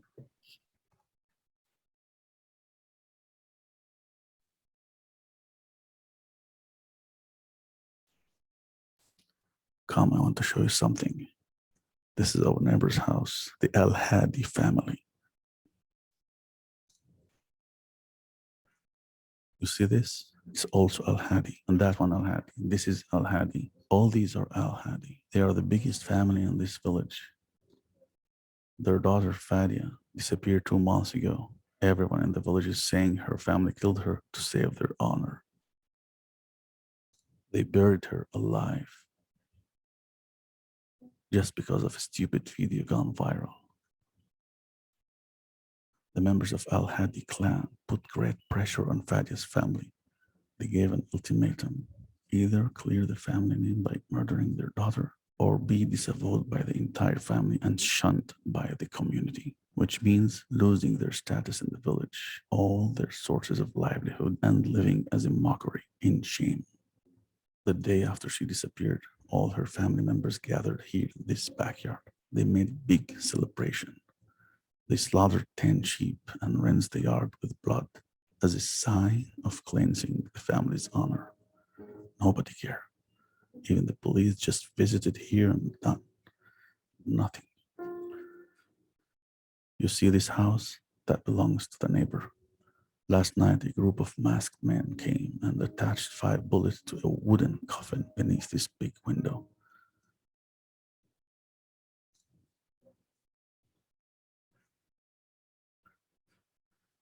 Five bullets. Why? They are a family of 4. When Fadia's family was asked to prove the killing to the authorities, they dug up the grave and her body was gone. The bullets are a sign to let the neighbors know if they are responsible, there is nowhere to hide. Threats have been made against the family to hand over Fadia dead or alive, or they will kill everyone in the house, the 4 of them and Fadia, if she is hiding there. Again, do you see any police here? Welcome. Allow me to present No Honor in Killing by Shadi Sroor. This suspenseful miniseries takes place across 6 episodes of 25 minutes each. It's a suspenseful dramatic thriller that explores the attitudes toward women, psychology behind the heinous act of honor killing, oppression crushing women who live under the threat of their own families and communities. Logline. In the name of family honor, the conservative Al Hadi family buries their daughter alive. The neighboring liberal Sroor family rescues the woman and hides her in their home, where she attempts to make sense of her life after the crime. The world. It's an Arab village in Galilee. Winter, dark, a microcosm of an international topic. It could be in the Middle East and Africa, America, Germany, India, South Asia, Pakistan, Central Asia. The theme, family honor killing. Why care? Because it's a virus that must be treated. It spreads from generation to generation, from place to place. This virus entails oppression, violence, harassment, intimidation, chauvinism, and weapon. Why watch it every week? Is Fadia going to survive second, third, or many other murder attempts, like in real life? The unsolvable question of the hero. How does one find justice and affect change in a world where it is too dangerous to stand up to authorities, family, or society? Character development. It begins with burial. Fadia is still alive, but she is silenced. Fadia finds her voice and becomes an activist. At the end, she recruits men and women to fight against honor killing, from oppression to empowerment. Grave as a symbol. The grave is a leitmotif that hints at all sorts of meanings. The most important one is to bury the virus of honor killing and to free the woman from grave of life. Main characters. From one side, we have Fadia's family, Fadia, her 3 brothers and parents. And from the other side, we have the neighbor's family, Tariq, his wife, and 2 daughters.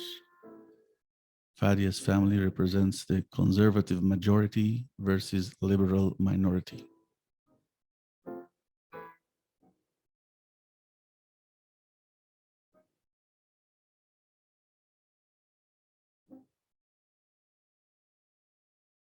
A potential cast could look like this.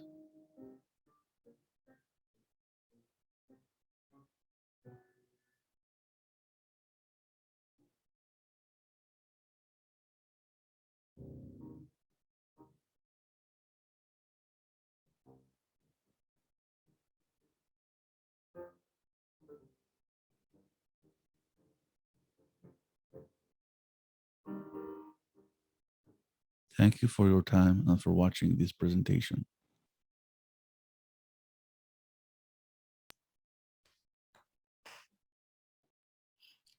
Thank you, Shadi. And now we will discuss with Shadi Sroor, John Michael Reefer, and Laurel Hunter. Hello. Hi. Laurel, for some reason, your name is here, Laurel Hunger. We corrected somewhere, we didn't correct here, but it's sort of nice. That's right. I was thinking maybe I'll adopt it. Yeah. Sorry. It's got flair.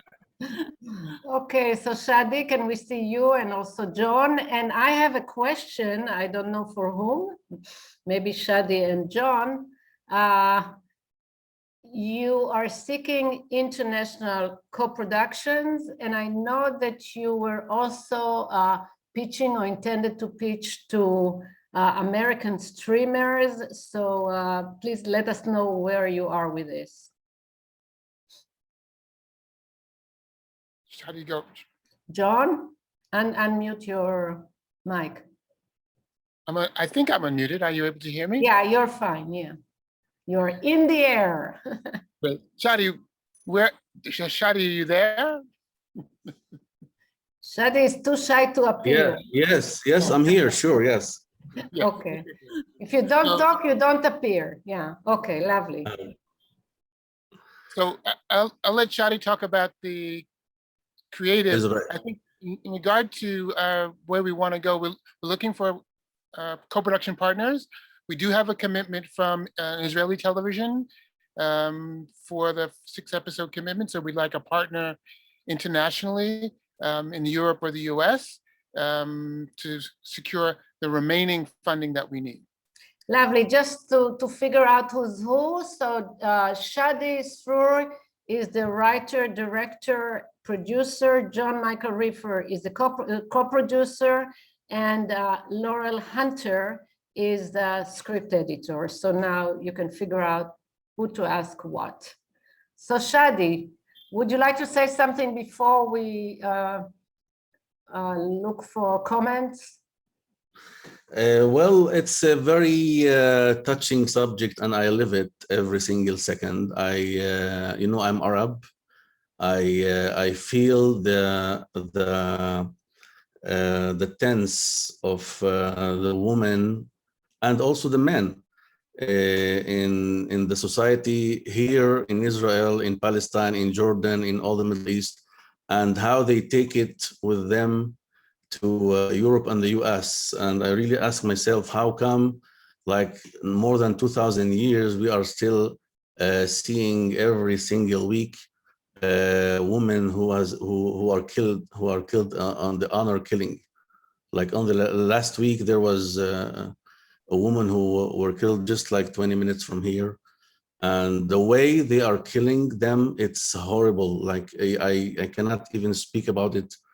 I cannot even, like, I don't want to make you feel bad now, but it's really, and I also as a man, there's a lot of tense and a lot of society press on the men, or on the, when I was kid, you know, I have four sisters, and when I was teenage, I started to feel the tension. Oh, you are responsible for your sisters, and you know, I have to be like a man, and if something happened, I'm more responsible. So it's this series, it brings all the psychological behind the honor killing, so we can understand what is going on over there. How come a woman, when she has a daughter and she is killed, and her son kill her daughter, she say it's halal, it's like kosher, you know, she's not against it. So so I think it's a topic that it would be, I want to bring it in the whole world, not only here.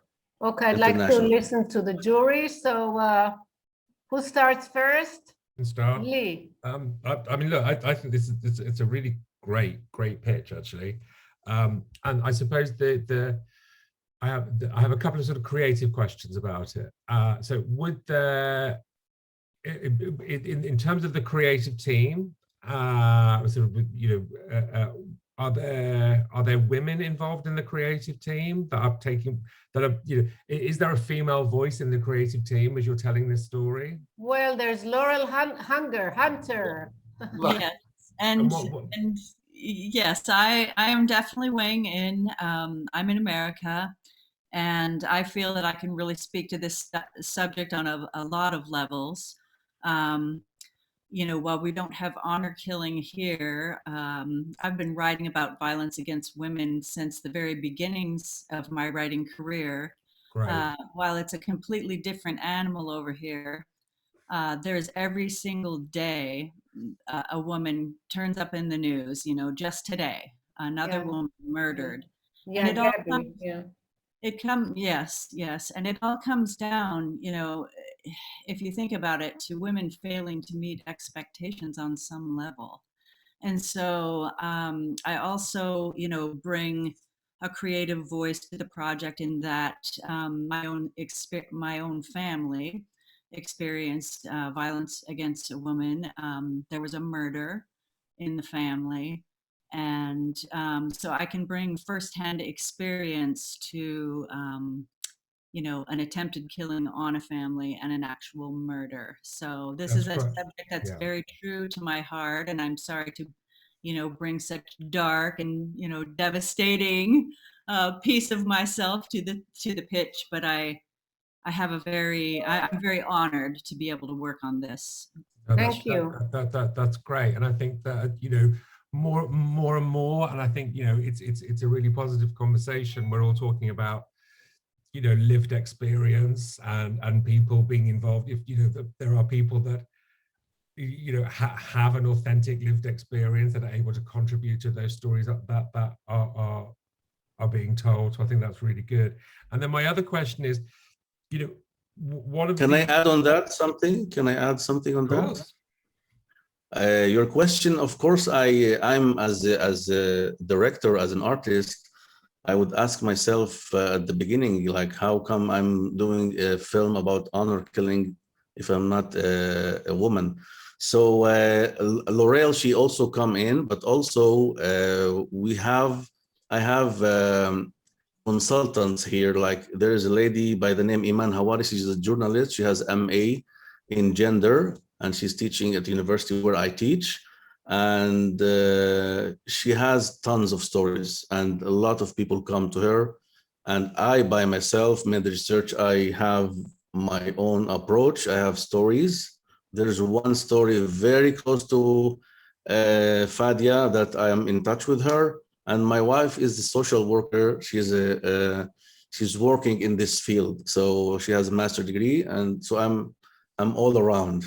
Great. And Laurel, she's also, when she started to work with me, I was, that was my question, how can American woman be attached? But I was really surprised that she is really, she can bring really the voice of women internationally also.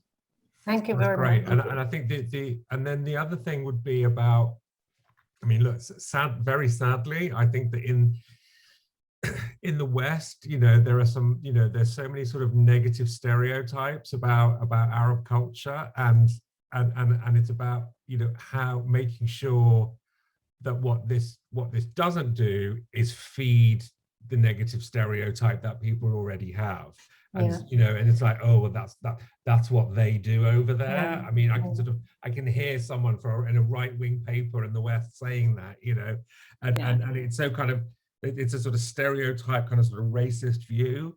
And so I think that's the sort of challenge of educating that audience that will already go, yeah, no, I know that happens, but that's what happens. And sort of getting into the minutiae. You are absolutely right, and especially in my position, I am very, I'm Palestinian, Arab, Israeli, I'm minority, so even my people would say, how you want to sow the bad things about us. So here.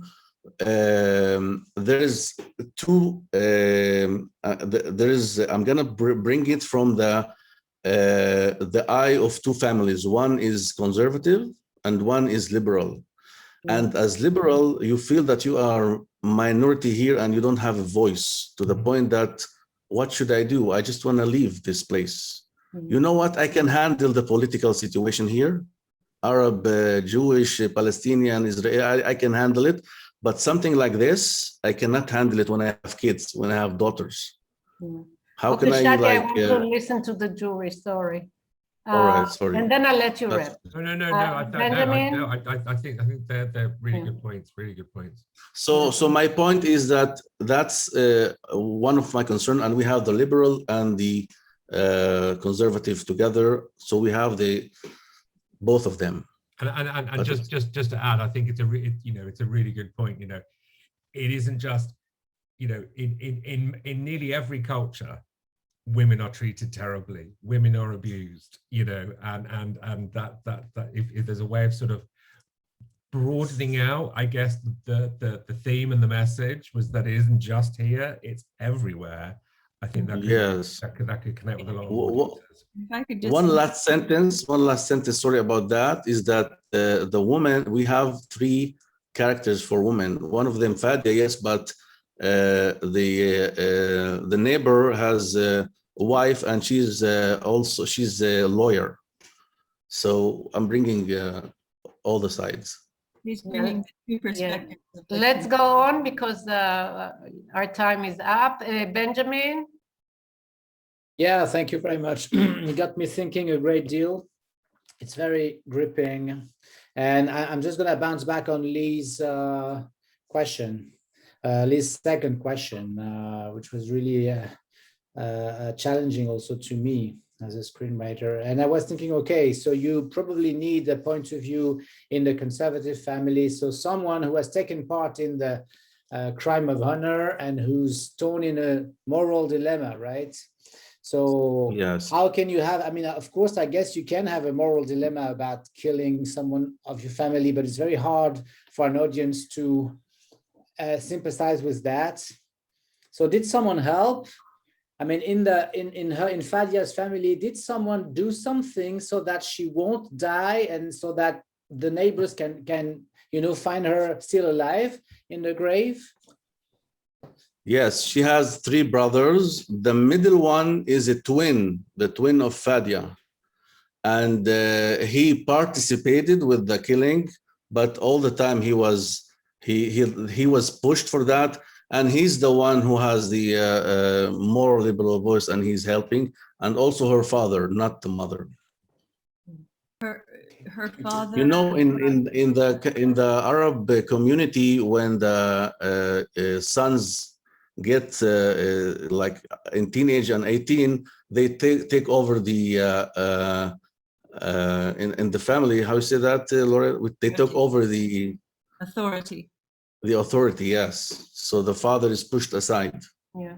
Okay, I need to go on. Claudia, Diana. Yes, Claudia. I have Yes, maybe more comment, or also question is connected to this, exactly this subject.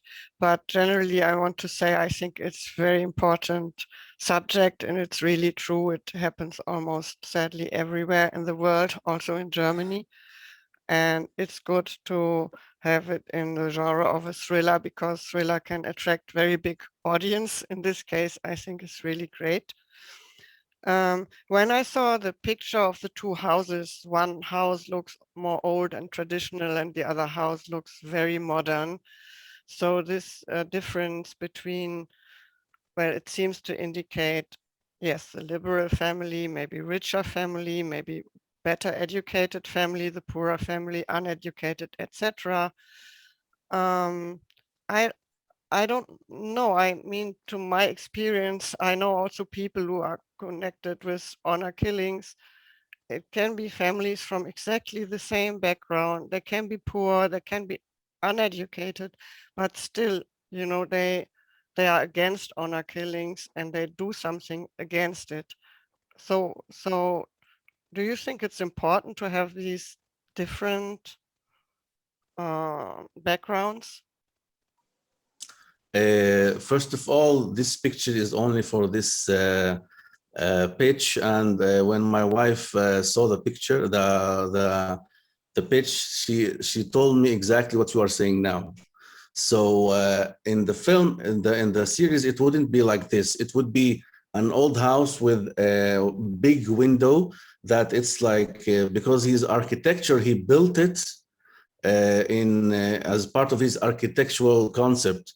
And he's like, it's overlooking the rest of the village, but it's like separates them from the society. So this is actually, this window is part of the cinematic approach, the language of the film, because Fadia, so first of all, it's not going to be exactly like this. That's just to capture the feeling.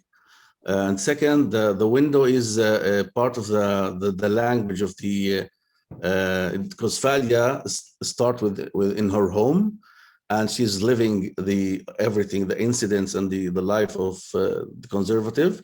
And then when she go to the family, the neighbors, she start to look over them as like kind of anthropological look, and she start to see that she was naive, and everything that she was learned in her life, it was wrong. So just the part of the window, you can take it from that picture, not the whole house. The window is a metaphor. Okay, Yeah. Diane? Yes, thank you for making that show. I mean, I just planning that show.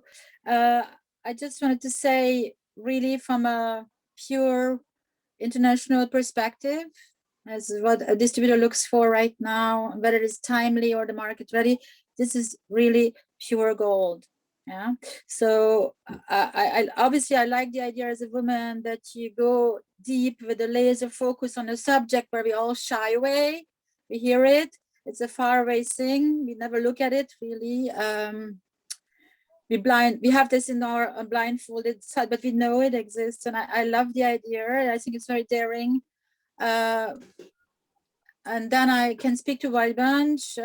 Typically, this is what we're doing. So really like, looking for projects which are different and which shake the system and, want to change the world. And I think Lee remembers that as a slogan of Channel 4 as well. like make some trouble. Let's make some trouble, right? So this is my gut feeling when I see people being so courageous to go for it and really, you know, dig into it deep and without any blurred lines. So if I hope this is what you guys are going to do. And the second would be just very quickly, do you bring some solutions beside from being very objective and bringing also people who have been involved, stuff like that, really, not only the enlightened ones, why they did it, and that we really understand the root cause of that what you called virus. Is this like triggered by extreme poverty, or is it triggered by some religious virus, as you said, and what is the solution? Could you bring some kind of relief, or, you know, point us in the right direction kind of thing at the end? That's my Okay, 1 second before you talk. Manon, do you want to add something quickly before he wrecks up with answer to Diana? Yes. And I'm sure Maron has some questions for the experts. Now you're going to work on it. I was missing that at the but end. quickly. It's okay. Yeah, I'll be quick. No, I'm not gonna repeat everything that's been said, but it's a burning issue, and it's so important to tackle it, and it's really topical and interesting. No, we talked about, I'm going to deep a little bit more about the way your series is going to unfold, because I was quite curious, because yes, it's a suspense thriller, but you showed us the evolution of your main character from, you know, this woman who's a victim, she's victimized, and finally she's empowered at the end of your series. But I nearly felt that there was more an element of drama than a thriller, because I was wondering, since she's going to piece together her past, she's going to try to understand, if I understood correctly, how her whole life could lead to this. So do you intend to show us flashbacks, for example, that led to this act of horror? Do you have a dual temporality, or because once, you know, her family discover that she's still alive, of course, it's going to be, you know, a fight for survival, because we can imagine it's going to fuel the conflict between the two families. But since you said that you wanted to focus more on the psychology of these two groups, I imagine you're going to pick a few points of view. And so where is, you know, what, is it more a drama, or is it more a thriller? I don't know if you see what I mean, or and is it going to be on one temporality or on several one, in order for us to understand also this act of barbarity? Okay, lovely. So Shadi, you need to answer very quickly, both very shortly. Diana's question about, are you going to point us to the right directions? Do we have some relief sometimes? And this question of Manon about temporality and how you're going to work with it. My intention in this series that the people would be more activist, because I feel that every time there is a murder here, there's like people say, oh, I feel sorry about her, I feel sorry about this society, and they keep going. And from my experience, I had this. I'm teaching at the university. And once I asked my students about something about honor killing in a play, one guy, he said directly, I would kill her. And the rest of the students, most of them are women, they didn't say any word. And I was shocked, and I told them, say something, come on, ladies. And he said, it's in the, we have it in the religion. In the tradition, in the But and they were really like nothing. So that was really my intention to, I want people to go at the end and be more activist, because we have to do something. Now, as for the second question, I don't really like flashbacks, and because we have, I already have the window as a central concept that it dictates the cinematic language. So the camera would move from the Tariq's house, like the neighbor, to their house, to the street, and the camera would be very, I would say,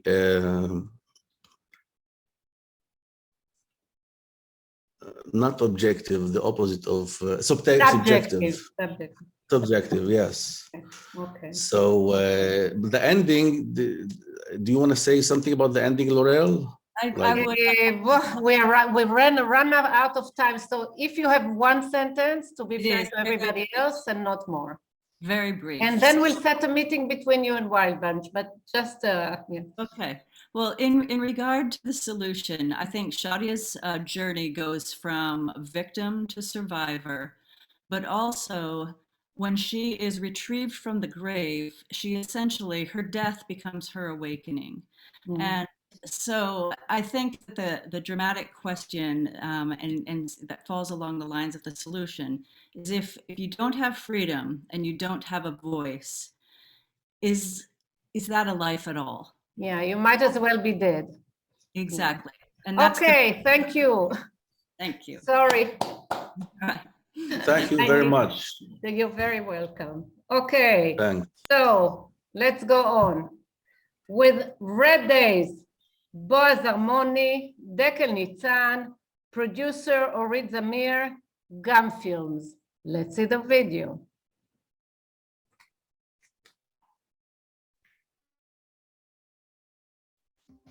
Hello, we are Boaz Armoni and Dekel Nitzan, and we are the creators of Red Days, an historical drama series taking place in Israel during the British rules of the country back in 1947. But before we go back in time for a long time, let's go back in time just a few days. 6 Palestinian prisoners escaped from a maximum security facility, and the entire state of Israel were in shock. But are they really ruthless terrorists? Or maybe they are freedom fighters? I think it depends who you ask. You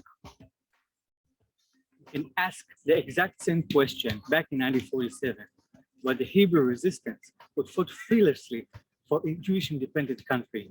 Their worst nightmare was to be caught and sent to Accra prison, the most dangerous and guarded prison all over the British Empire, which contains a few dozens of Jews and hundreds of Arabs.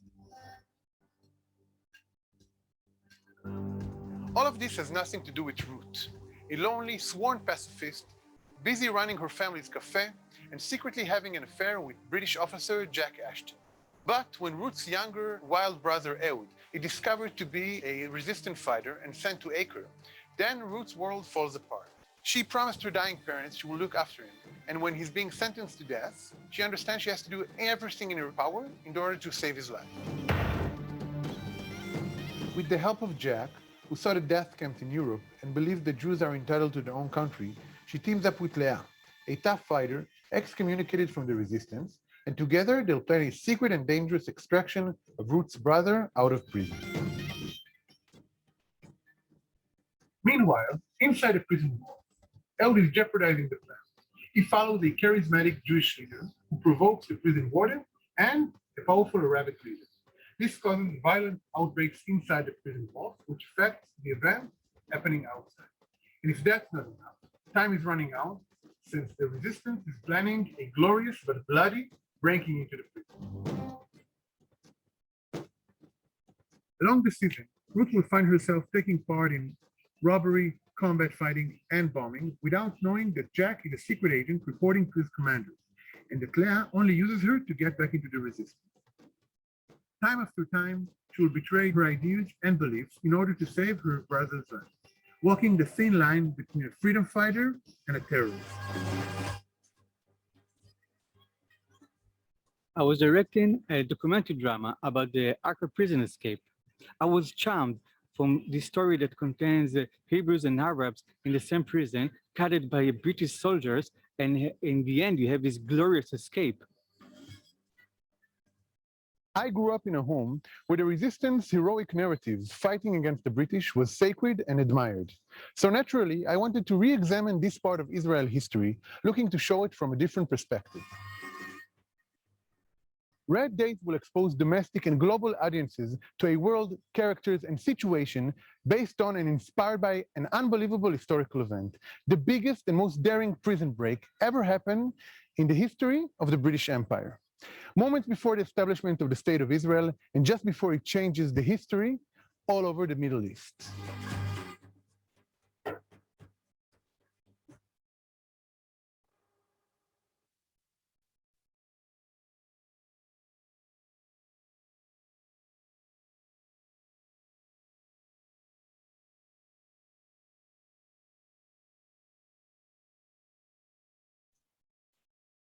Thank you, Boaz and Dekel Nitzan and Orit.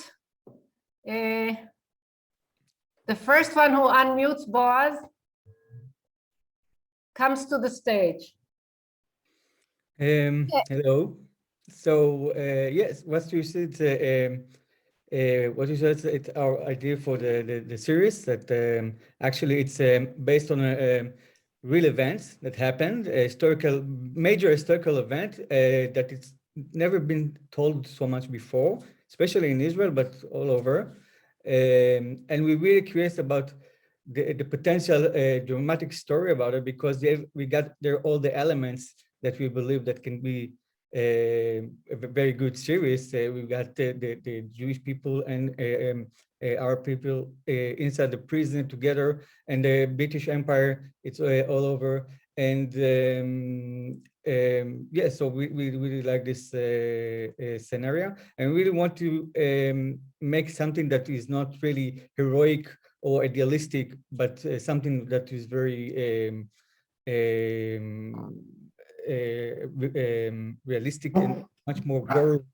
Yeah, something more darker and more gritty. Yeah, and again, as we say, we want to check how we like our ideas for that is like to take a new conflict. Everybody know about this conflict today, and take it like kind of a parallel world, but that was actually exist in reality when Israelis didn't were the rulers of this country, and they are prisoners with Arabs, and we played with that subject in that matter. Dekel? Dekel, you want to say something to it? Yes, I think Boaz said it all, but mostly that we felt that this kind of story, the Acre prison break, until now, like in Israel, it was told like very heroic, very like something very without any look of criticism. We want to bring a different perspective on this matter, and that's it. Lovely, Orit. Yeah, I'd love to say a few words. First of all, thank you for the opportunity to present the project. And I just want to apologize for the setting I'm in. The holidays here are giving many opportunities to practice combining motherhood and career. So I'm sorry about that. I just want to add that what I find most interesting in this project as a producer is actually the political aspect, where we can really allow Israeli audiences to re-examine notions like occupation and what does that mean, and to have a fresh look at it. As soon as we change the narrative and we're looking at the Palestinian, at the Israeli occupation, and we're looking at the British occupation, then I think it makes this idea like an almost fresh and new idea that can be re-examined. And I think that's a very important thing to do, as well as walking this very, really, it's a really big thematic question, and there are no easy answers. What is the line between being a freedom fighter and being a terrorist? Of course, it's easy to say it's just a question of perspective, but it's a little more complex than that. And that's the one thing that I think we would be best, be best able to explore within an in-depth character-driven series like this.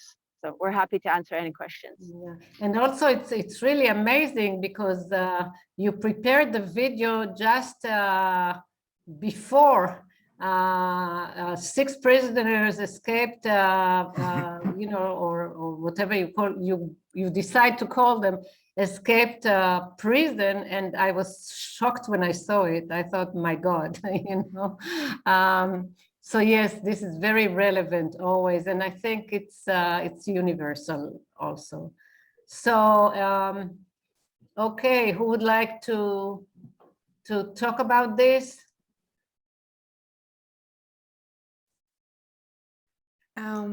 Maybe just a few words to that.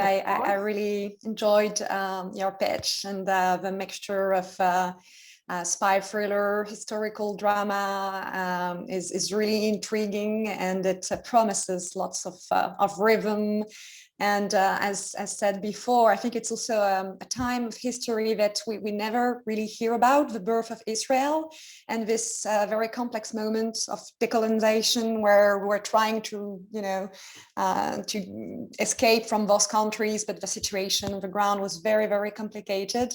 And as said before, it questions the politics of occupation, and it's also a period of idealism in a way, because it's the end of the Second World War, and you completely understand their wish to create their own country. So it's before the whole Middle East conflict that we know nowadays, and you have very, very strong characters with moral dilemmas. So yeah, really, really looking forward to know more. I think it's very timely and interesting, and of course you have the prison break that we're gonna expect, and that is gonna bring a lot of tension in the final episode, I imagine. Maybe they are to blame for it. I'm not, knowing Orit, I wouldn't put it beyond her. I think she's also driving. So I'm just looking. I just want to add to that. I think it's it's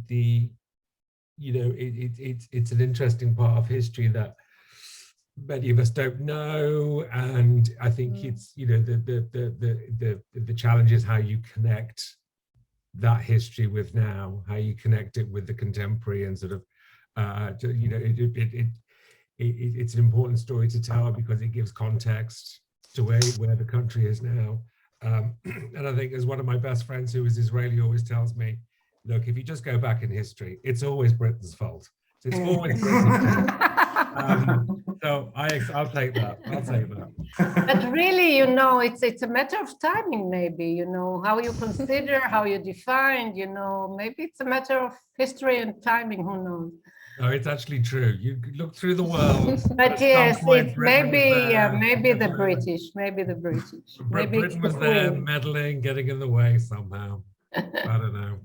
I'm sorry. It's okay. Take the blame. So Claudia, would you like to comment on this? Yeah, my question is, I guess it really plays in 1947, or what is the time span? Yeah. And are there any British characters, by the way? Yes. Deckel? Yes.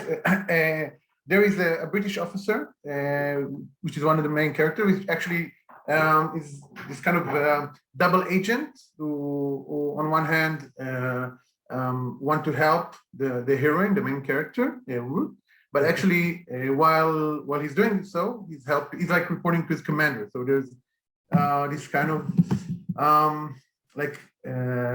situation where the relationship is always tangling between like his obligations to the British Army and to his commanders and to his job, and on the other hand, like his relationship with Ruth is becoming more and more intimate and more closer, and he's affected by this, which is also going to kind of change his character during the series. Like his loyalty will always be in a question mark.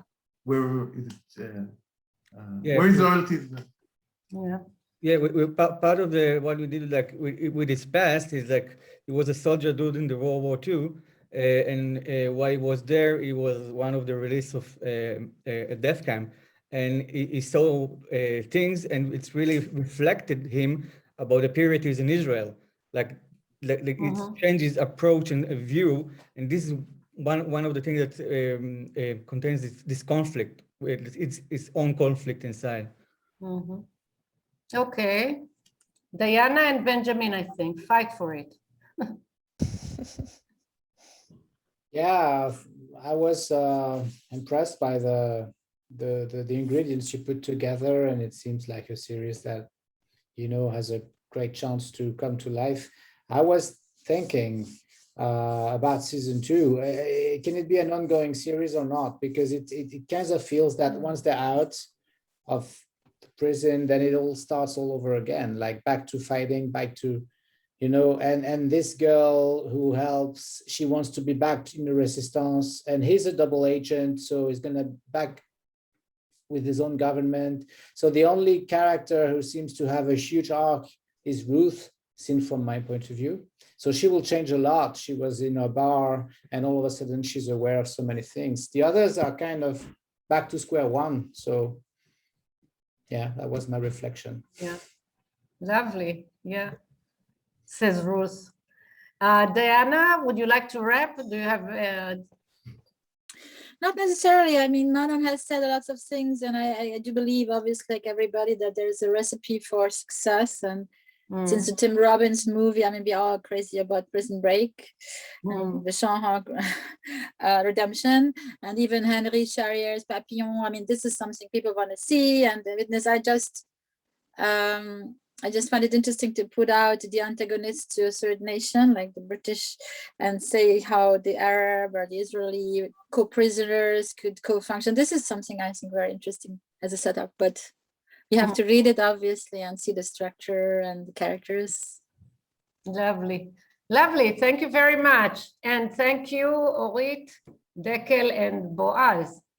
Thank you. Thank you. Thank you very much. Okay. So now, wait, my timing. And now we are at Remember the Moor with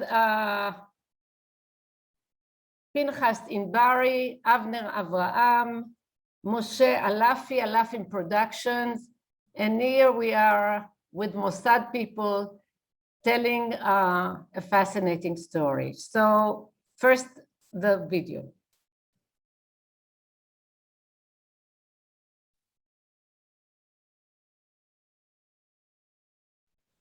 Lebanon, 1976, a rocky beach.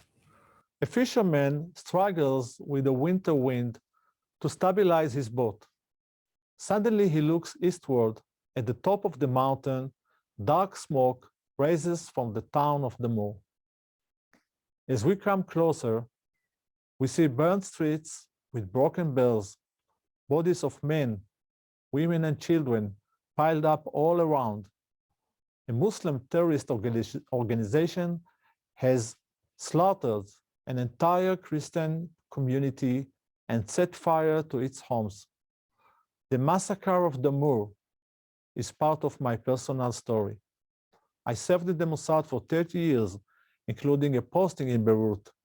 Now I'm the director of an intelligence and security content company. I'm a consultant in spy films, and I participated in 2 production teams of Netflix, Operation Finale and the series Imperfect Spies. I am Middle East analyst, veteran journalist, scriptwriter, and novelist. While Avner was in Beirut, I was in charge of civil life in Lebanon. I was a guest at the political lounge of Raimonda, Suha's mother, and little Suha used to call me Ammo Pinchas, Uncle Pinchas. I was one of the last people to see Arafat before he fell ill and died. So Arafat is the inspiration for the character of Luna, and her mother, Raimonda, is the inspiration for the heroine, Violet. Back in the story.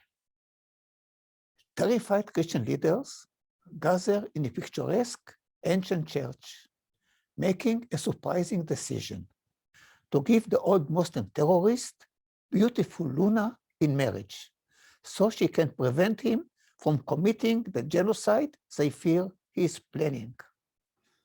Like a lioness protecting her cubs, Violet will do all she can to save her teenage daughter from this bitter fate.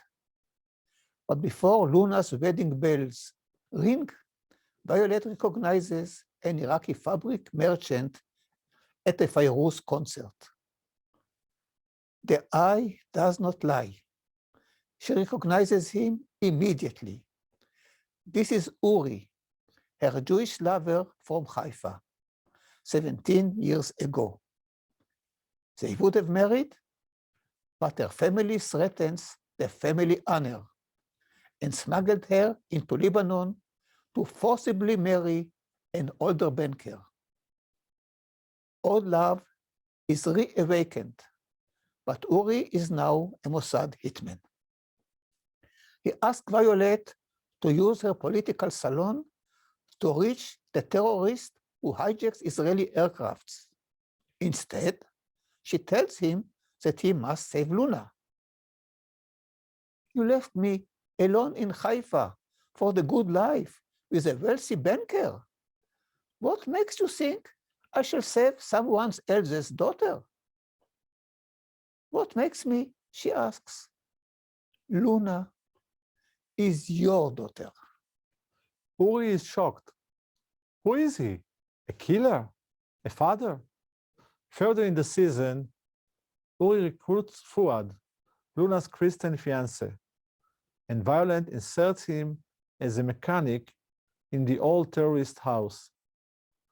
Fuad substitutes deadly poison for the old terrorist eardrops, and he dies in pain. Fuad leaves behind a note. Remember Damur. Luna survives, but his private operation causes Uri to be fired from the Mossad. But not for long. Next season, Uri returns. Violet calls him back to fight a monster that is raising its head, ISIS, that threatens to completely uproot Christianity in the Levant. Remember Damur. Thank you.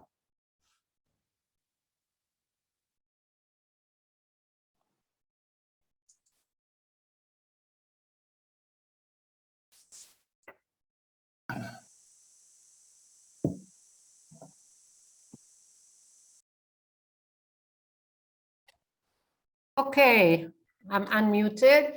Thank you very much. So now we are even out of Israel, into our borders with Pinchas Bari and Avner Avraham and Moshe Alafi.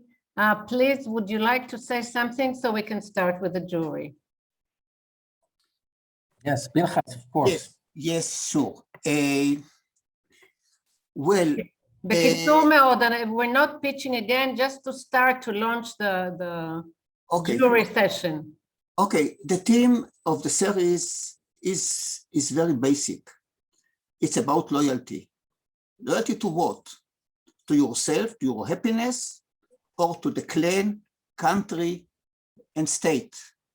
And the decisions that the characters are making along the series are the same question from similar angles.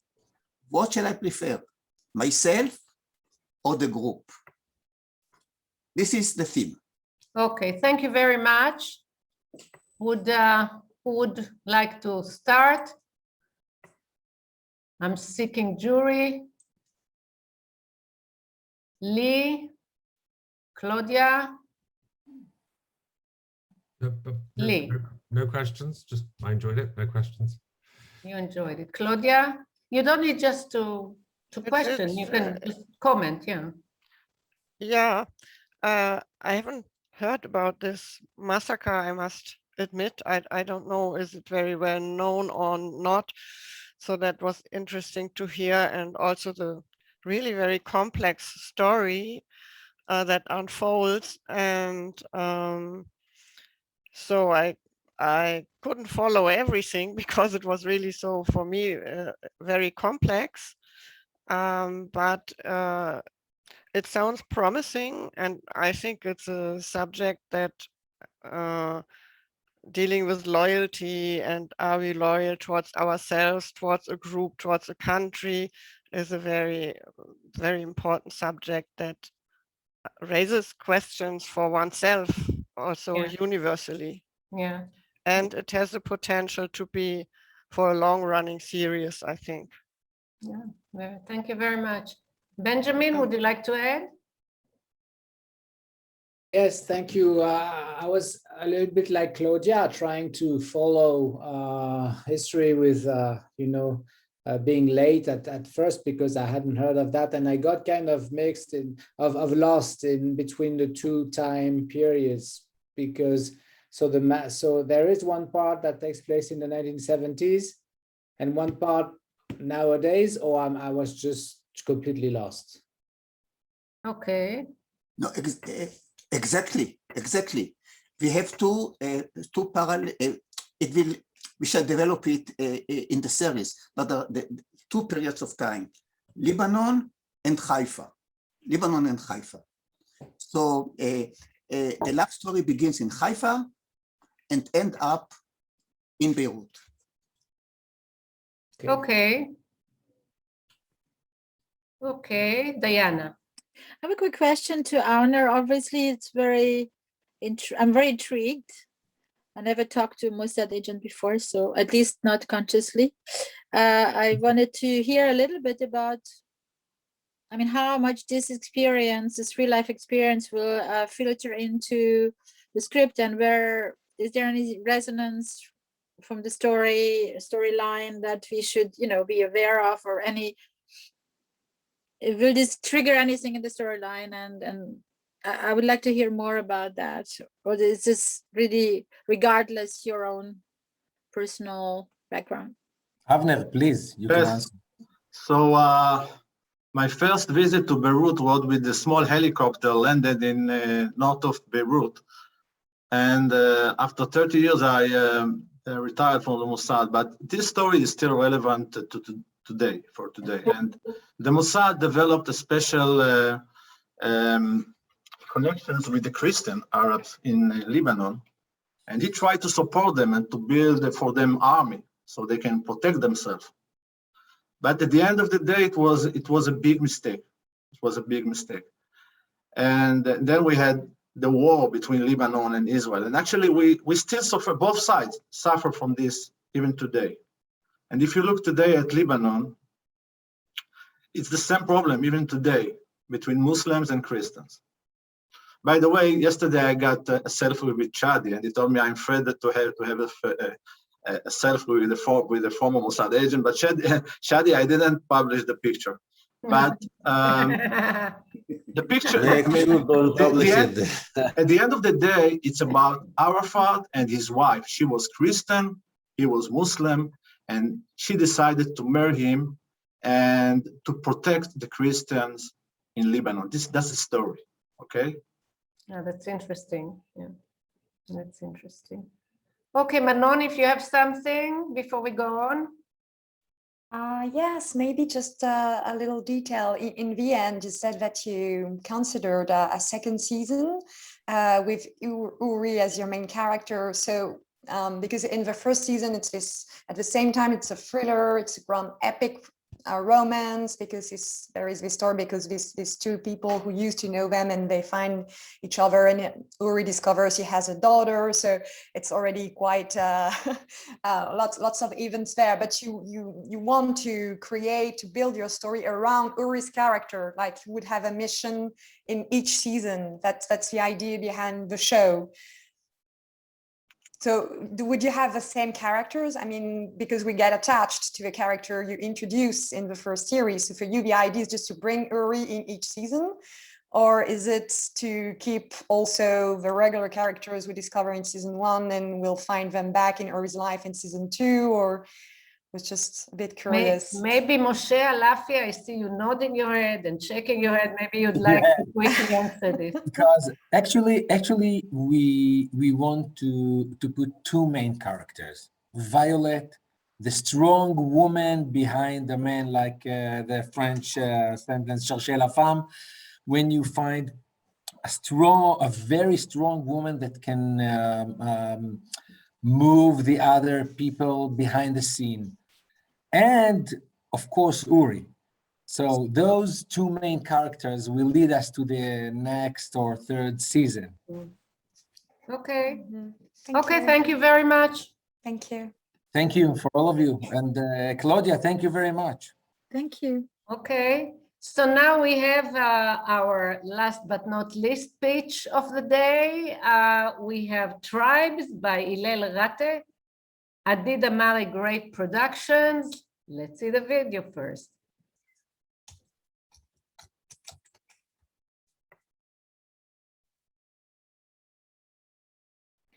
Hello, everyone. My name is Hillel Rate, the creator of the series Tribes, a 5-episode miniseries suspense drama that deals with the question, how far we will go for our beliefs and values, no matter the price we'll have to pay.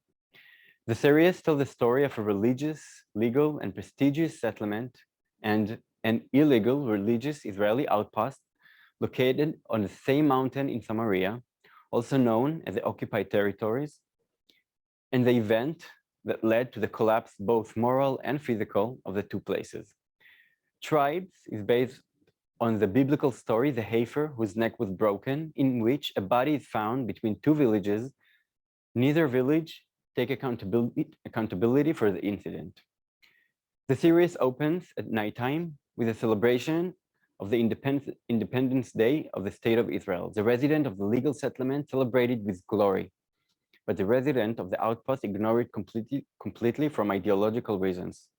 That evening, Tamar, late 20s, an archaeologist and resident of the outpost, discovered a woman's body in the valley on the border between the settlement and the outpost.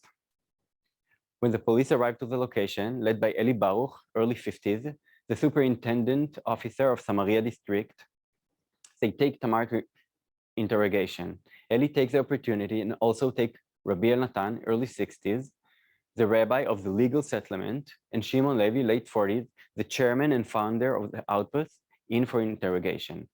The investigation, which takes place over 48 hours, shed light on the radical territorial and ideological dispute between the settlement and the outpost, and expose the secret that the leaders of the two places are hiding. Like a Rashomon, when each chapter is told from a different point of view, the identity of the woman is revealed. The deeper the investigation goes, the reasons that led to her death are uncovered. The first episode opens with a scene in which a young woman is seen photographing herself. She introduces herself under the name Ivria. She asks that if anything happened to her, to transfer this tape to Rabbi Elnatan, the rabbi of the legal settlement. During the next 4 episodes, which each one is told from Tamar, Rabbi Elnatan, Shimon Levi, and Daniel, the son-in-law of Rabbi Elnatan, point of view, we found out that the body that was found is actually Ivria's body and the event that led to her death. In the 5th and final episode that is told from Ivria's point of view, we will discover who Ivria is and what are the reasons that led her to live at the outposts. We found out that she is actually the daughter of Rabbi Elnatan, and that 22 years ago, Rabbi Elnatan had an affair with a converted Jewish woman. After the affair, Natan disappeared, went back to his family, and left Ivria's mother to raise her by herself. When Ivria is 7 years old, she and her mother tried to get accepted into the legal settlement to get closer to Rabbi Elnatan, Ivria's biological father. But they are rejected by a committee headed by Rabbi Elnatan, claiming that they are not a good fit to the social character of the settlement. Ivria's mother refuses to leave the settlement, and the two continue to live there. But while living there, they are experiencing harassment from the other residents. When she can no longer stand the harassment, Ivria's mother decides to leave the settlement. Due to loneliness, Ivria's mother sinks into depression and dies, leaving Ivria alone in the world. But before her death, she reveals to Ivria who she is and who her father is. Towards the end of the 5th episode, Yael, the eldest daughter of Rabbi Elnatan, and Daniel's wife, one of the suspects, is seen being handcuffed and brought to the police station. Eli Baruch collects the 4 suspects, Rabbi Elnatan, Shimon Levi, Tamar, and Daniel, and shows them the tape Ivria recorded before her death. And in the tape, Ivria is explaining that she is filming this because she feels that something bad is going to happen to her, and she wants everyone to know who those people really are. She says she came to the outpost to get closer to Elnatan, her biological father, and make him pay for what he did to her mother, and that she has nothing to lose. While telling her story to the camera, knocks are heard on the door. She hides the camera that continues to record, and we can only hear the sound of her footsteps. When she opens the door, Yael, Rabbi Elnatan's eldest daughter, is standing in front of her. Yael tells Ivria that she knows that she is the daughter of Rabbi Natan, and tells her that she must leave the mountain, that she is jeopardizing her and her father's family. Ivria asks Yael to leave, but Yael refuses. A confrontation begins between the two women and ends when Yael takes a hammer and kills Ivria by accident. An ending sequence of the series when Shimon Levi is in prison on charge of extortion and exploitation. Rabbi Natan evacuates his office at the settlement and is taken for court for solicitation for arson. Tamar and Amitai, her husband, are in a divorce proceedings, and Yael is entering prison for murder of Ivria. The mountain unfolds on the screen. On the one hand, the settlement, and on the other, the outpost, which is in the process of being evacuated.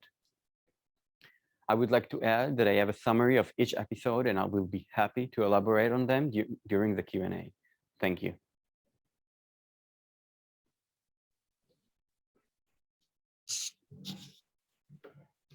Okay, thank you very much, Hillel Rate. And please say something so we can see you live on the screen. Is Adi here, Adi Damari? Yeah. Here. Yeah, okay. Yeah. So this is Hillel and this is Adi. Hi. Einat, Einat. My name is Einat. Einat. Einat Damari? No. Yes. Einat Okay. Zilber Damari. Einat Zilber Damari. I'm the producer. I just want to say that I believe in Hillel and I believe in this project. And it's very important story from my side. Okay, obviously we believe in Hillel also. Here he is. Hillel is the only filmmaker and TV creator on both platforms, TV and feature films. So he must have something in him. Okay, so let us go. Yeah, Lee. No, that was a great pitch. I suppose my question is, if there's like a very sort of specific story about a particular community, and I'm wondering what's the universal story, what's the universal theme that you think is relatable to a larger audience. Yeah. So basically, you're right that the environment, like the society, is very specific society, the settlement society in Samaria, in the occupied territories. But I think that the themes, like the various themes that the series dealt with are very universal. The community is a Jewish Orthodox community. And the themes that I deal with, it's a hierarchy that is created when people in power has control on their all the words are running out of my head. I would like to talk about like the hierarchy when people have the power, like the religious power, the power of, in this case, Judaism, and they are doing a wrong use with this power when they have all the family in this small community that are following them. So I think this is one of the main themes in the series, which I believe is universal, that people all around the world can relate to, because we are all in a way or not, people know what religion is and what its effects on our society when it in the wrong hands. Okay, thank you. Benjamin, would you like to say something? Yeah, I try. It felt like something really dense and dark and tragic, and there's nothing wrong with tragedy. This sentence is a bit weird, but I mean, okay. I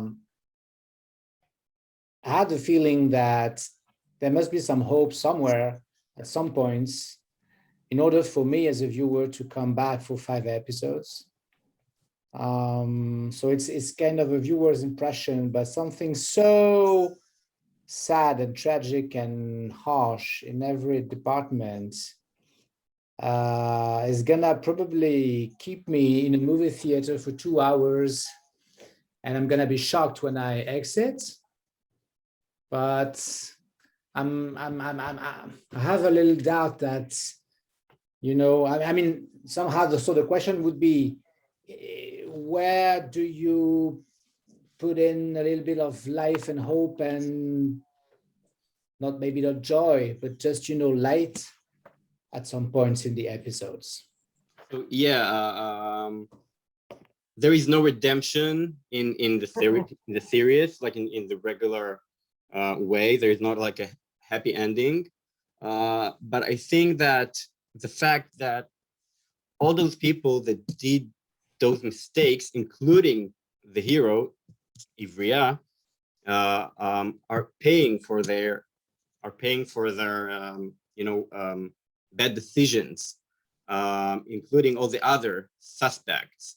And in the biblical story, the heifer whose neck was broken, that the series is based off, there is no, as I said, a happy ending, but there is a solution.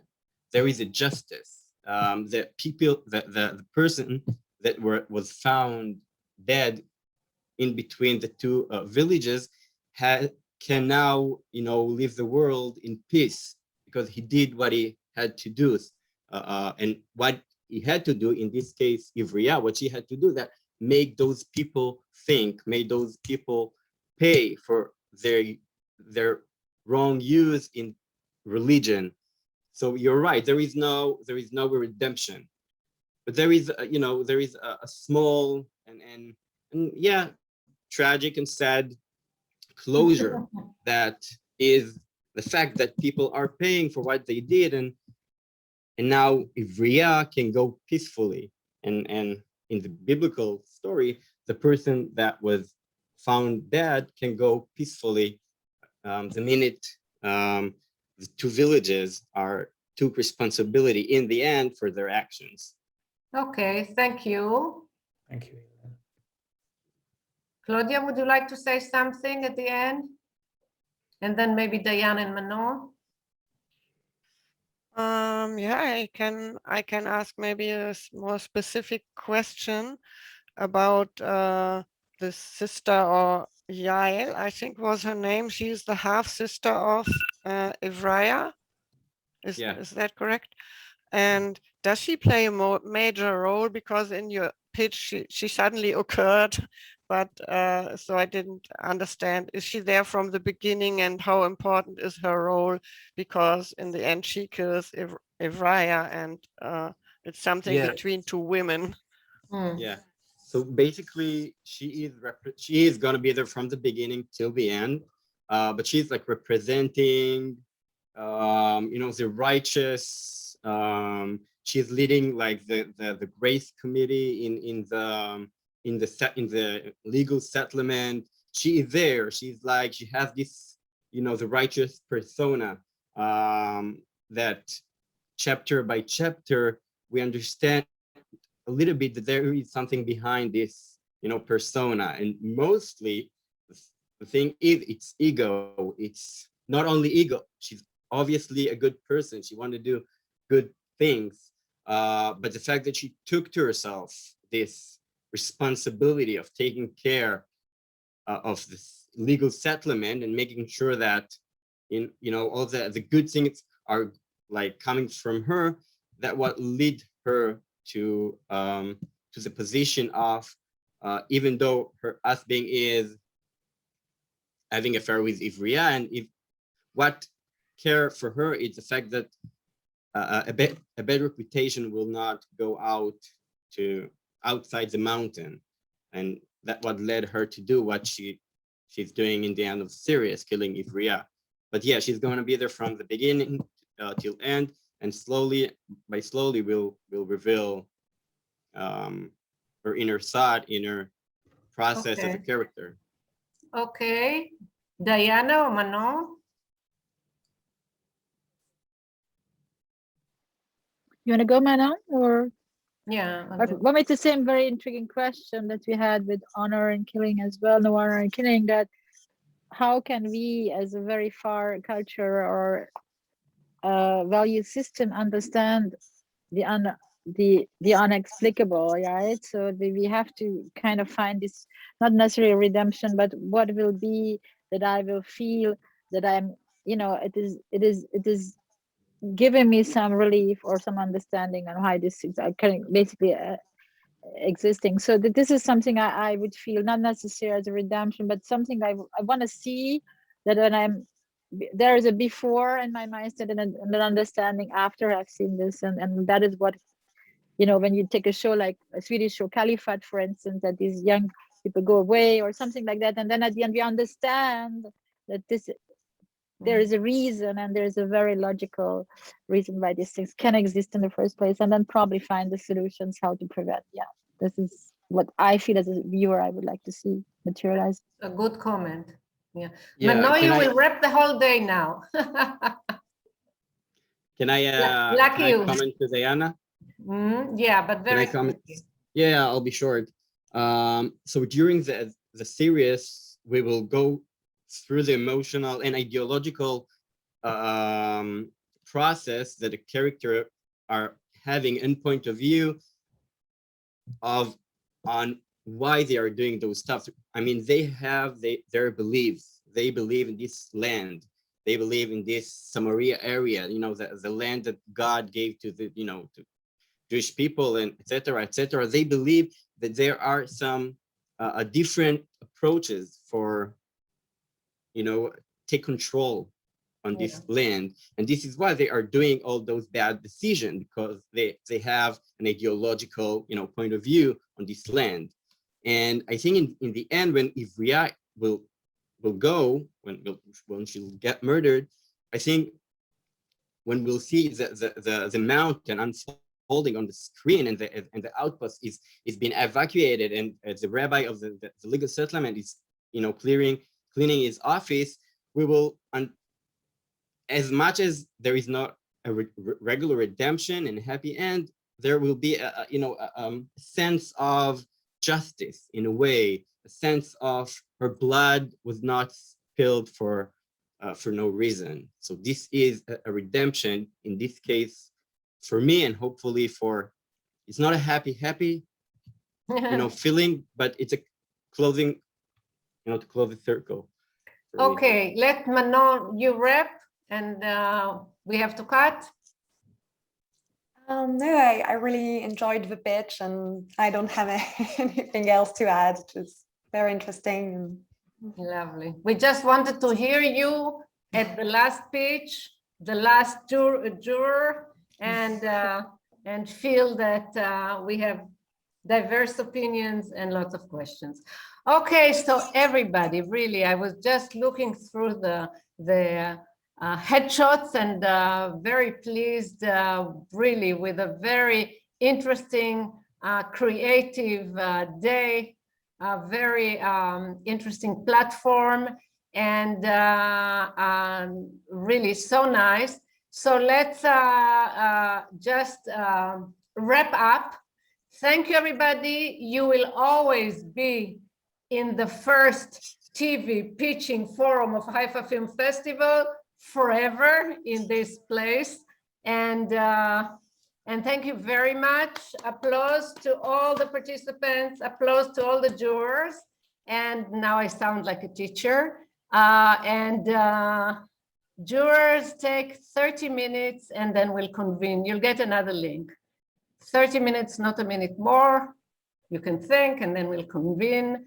And we'll convene at 2:20, if that's all right, or no, at 2:30. Sorry, at 4:30.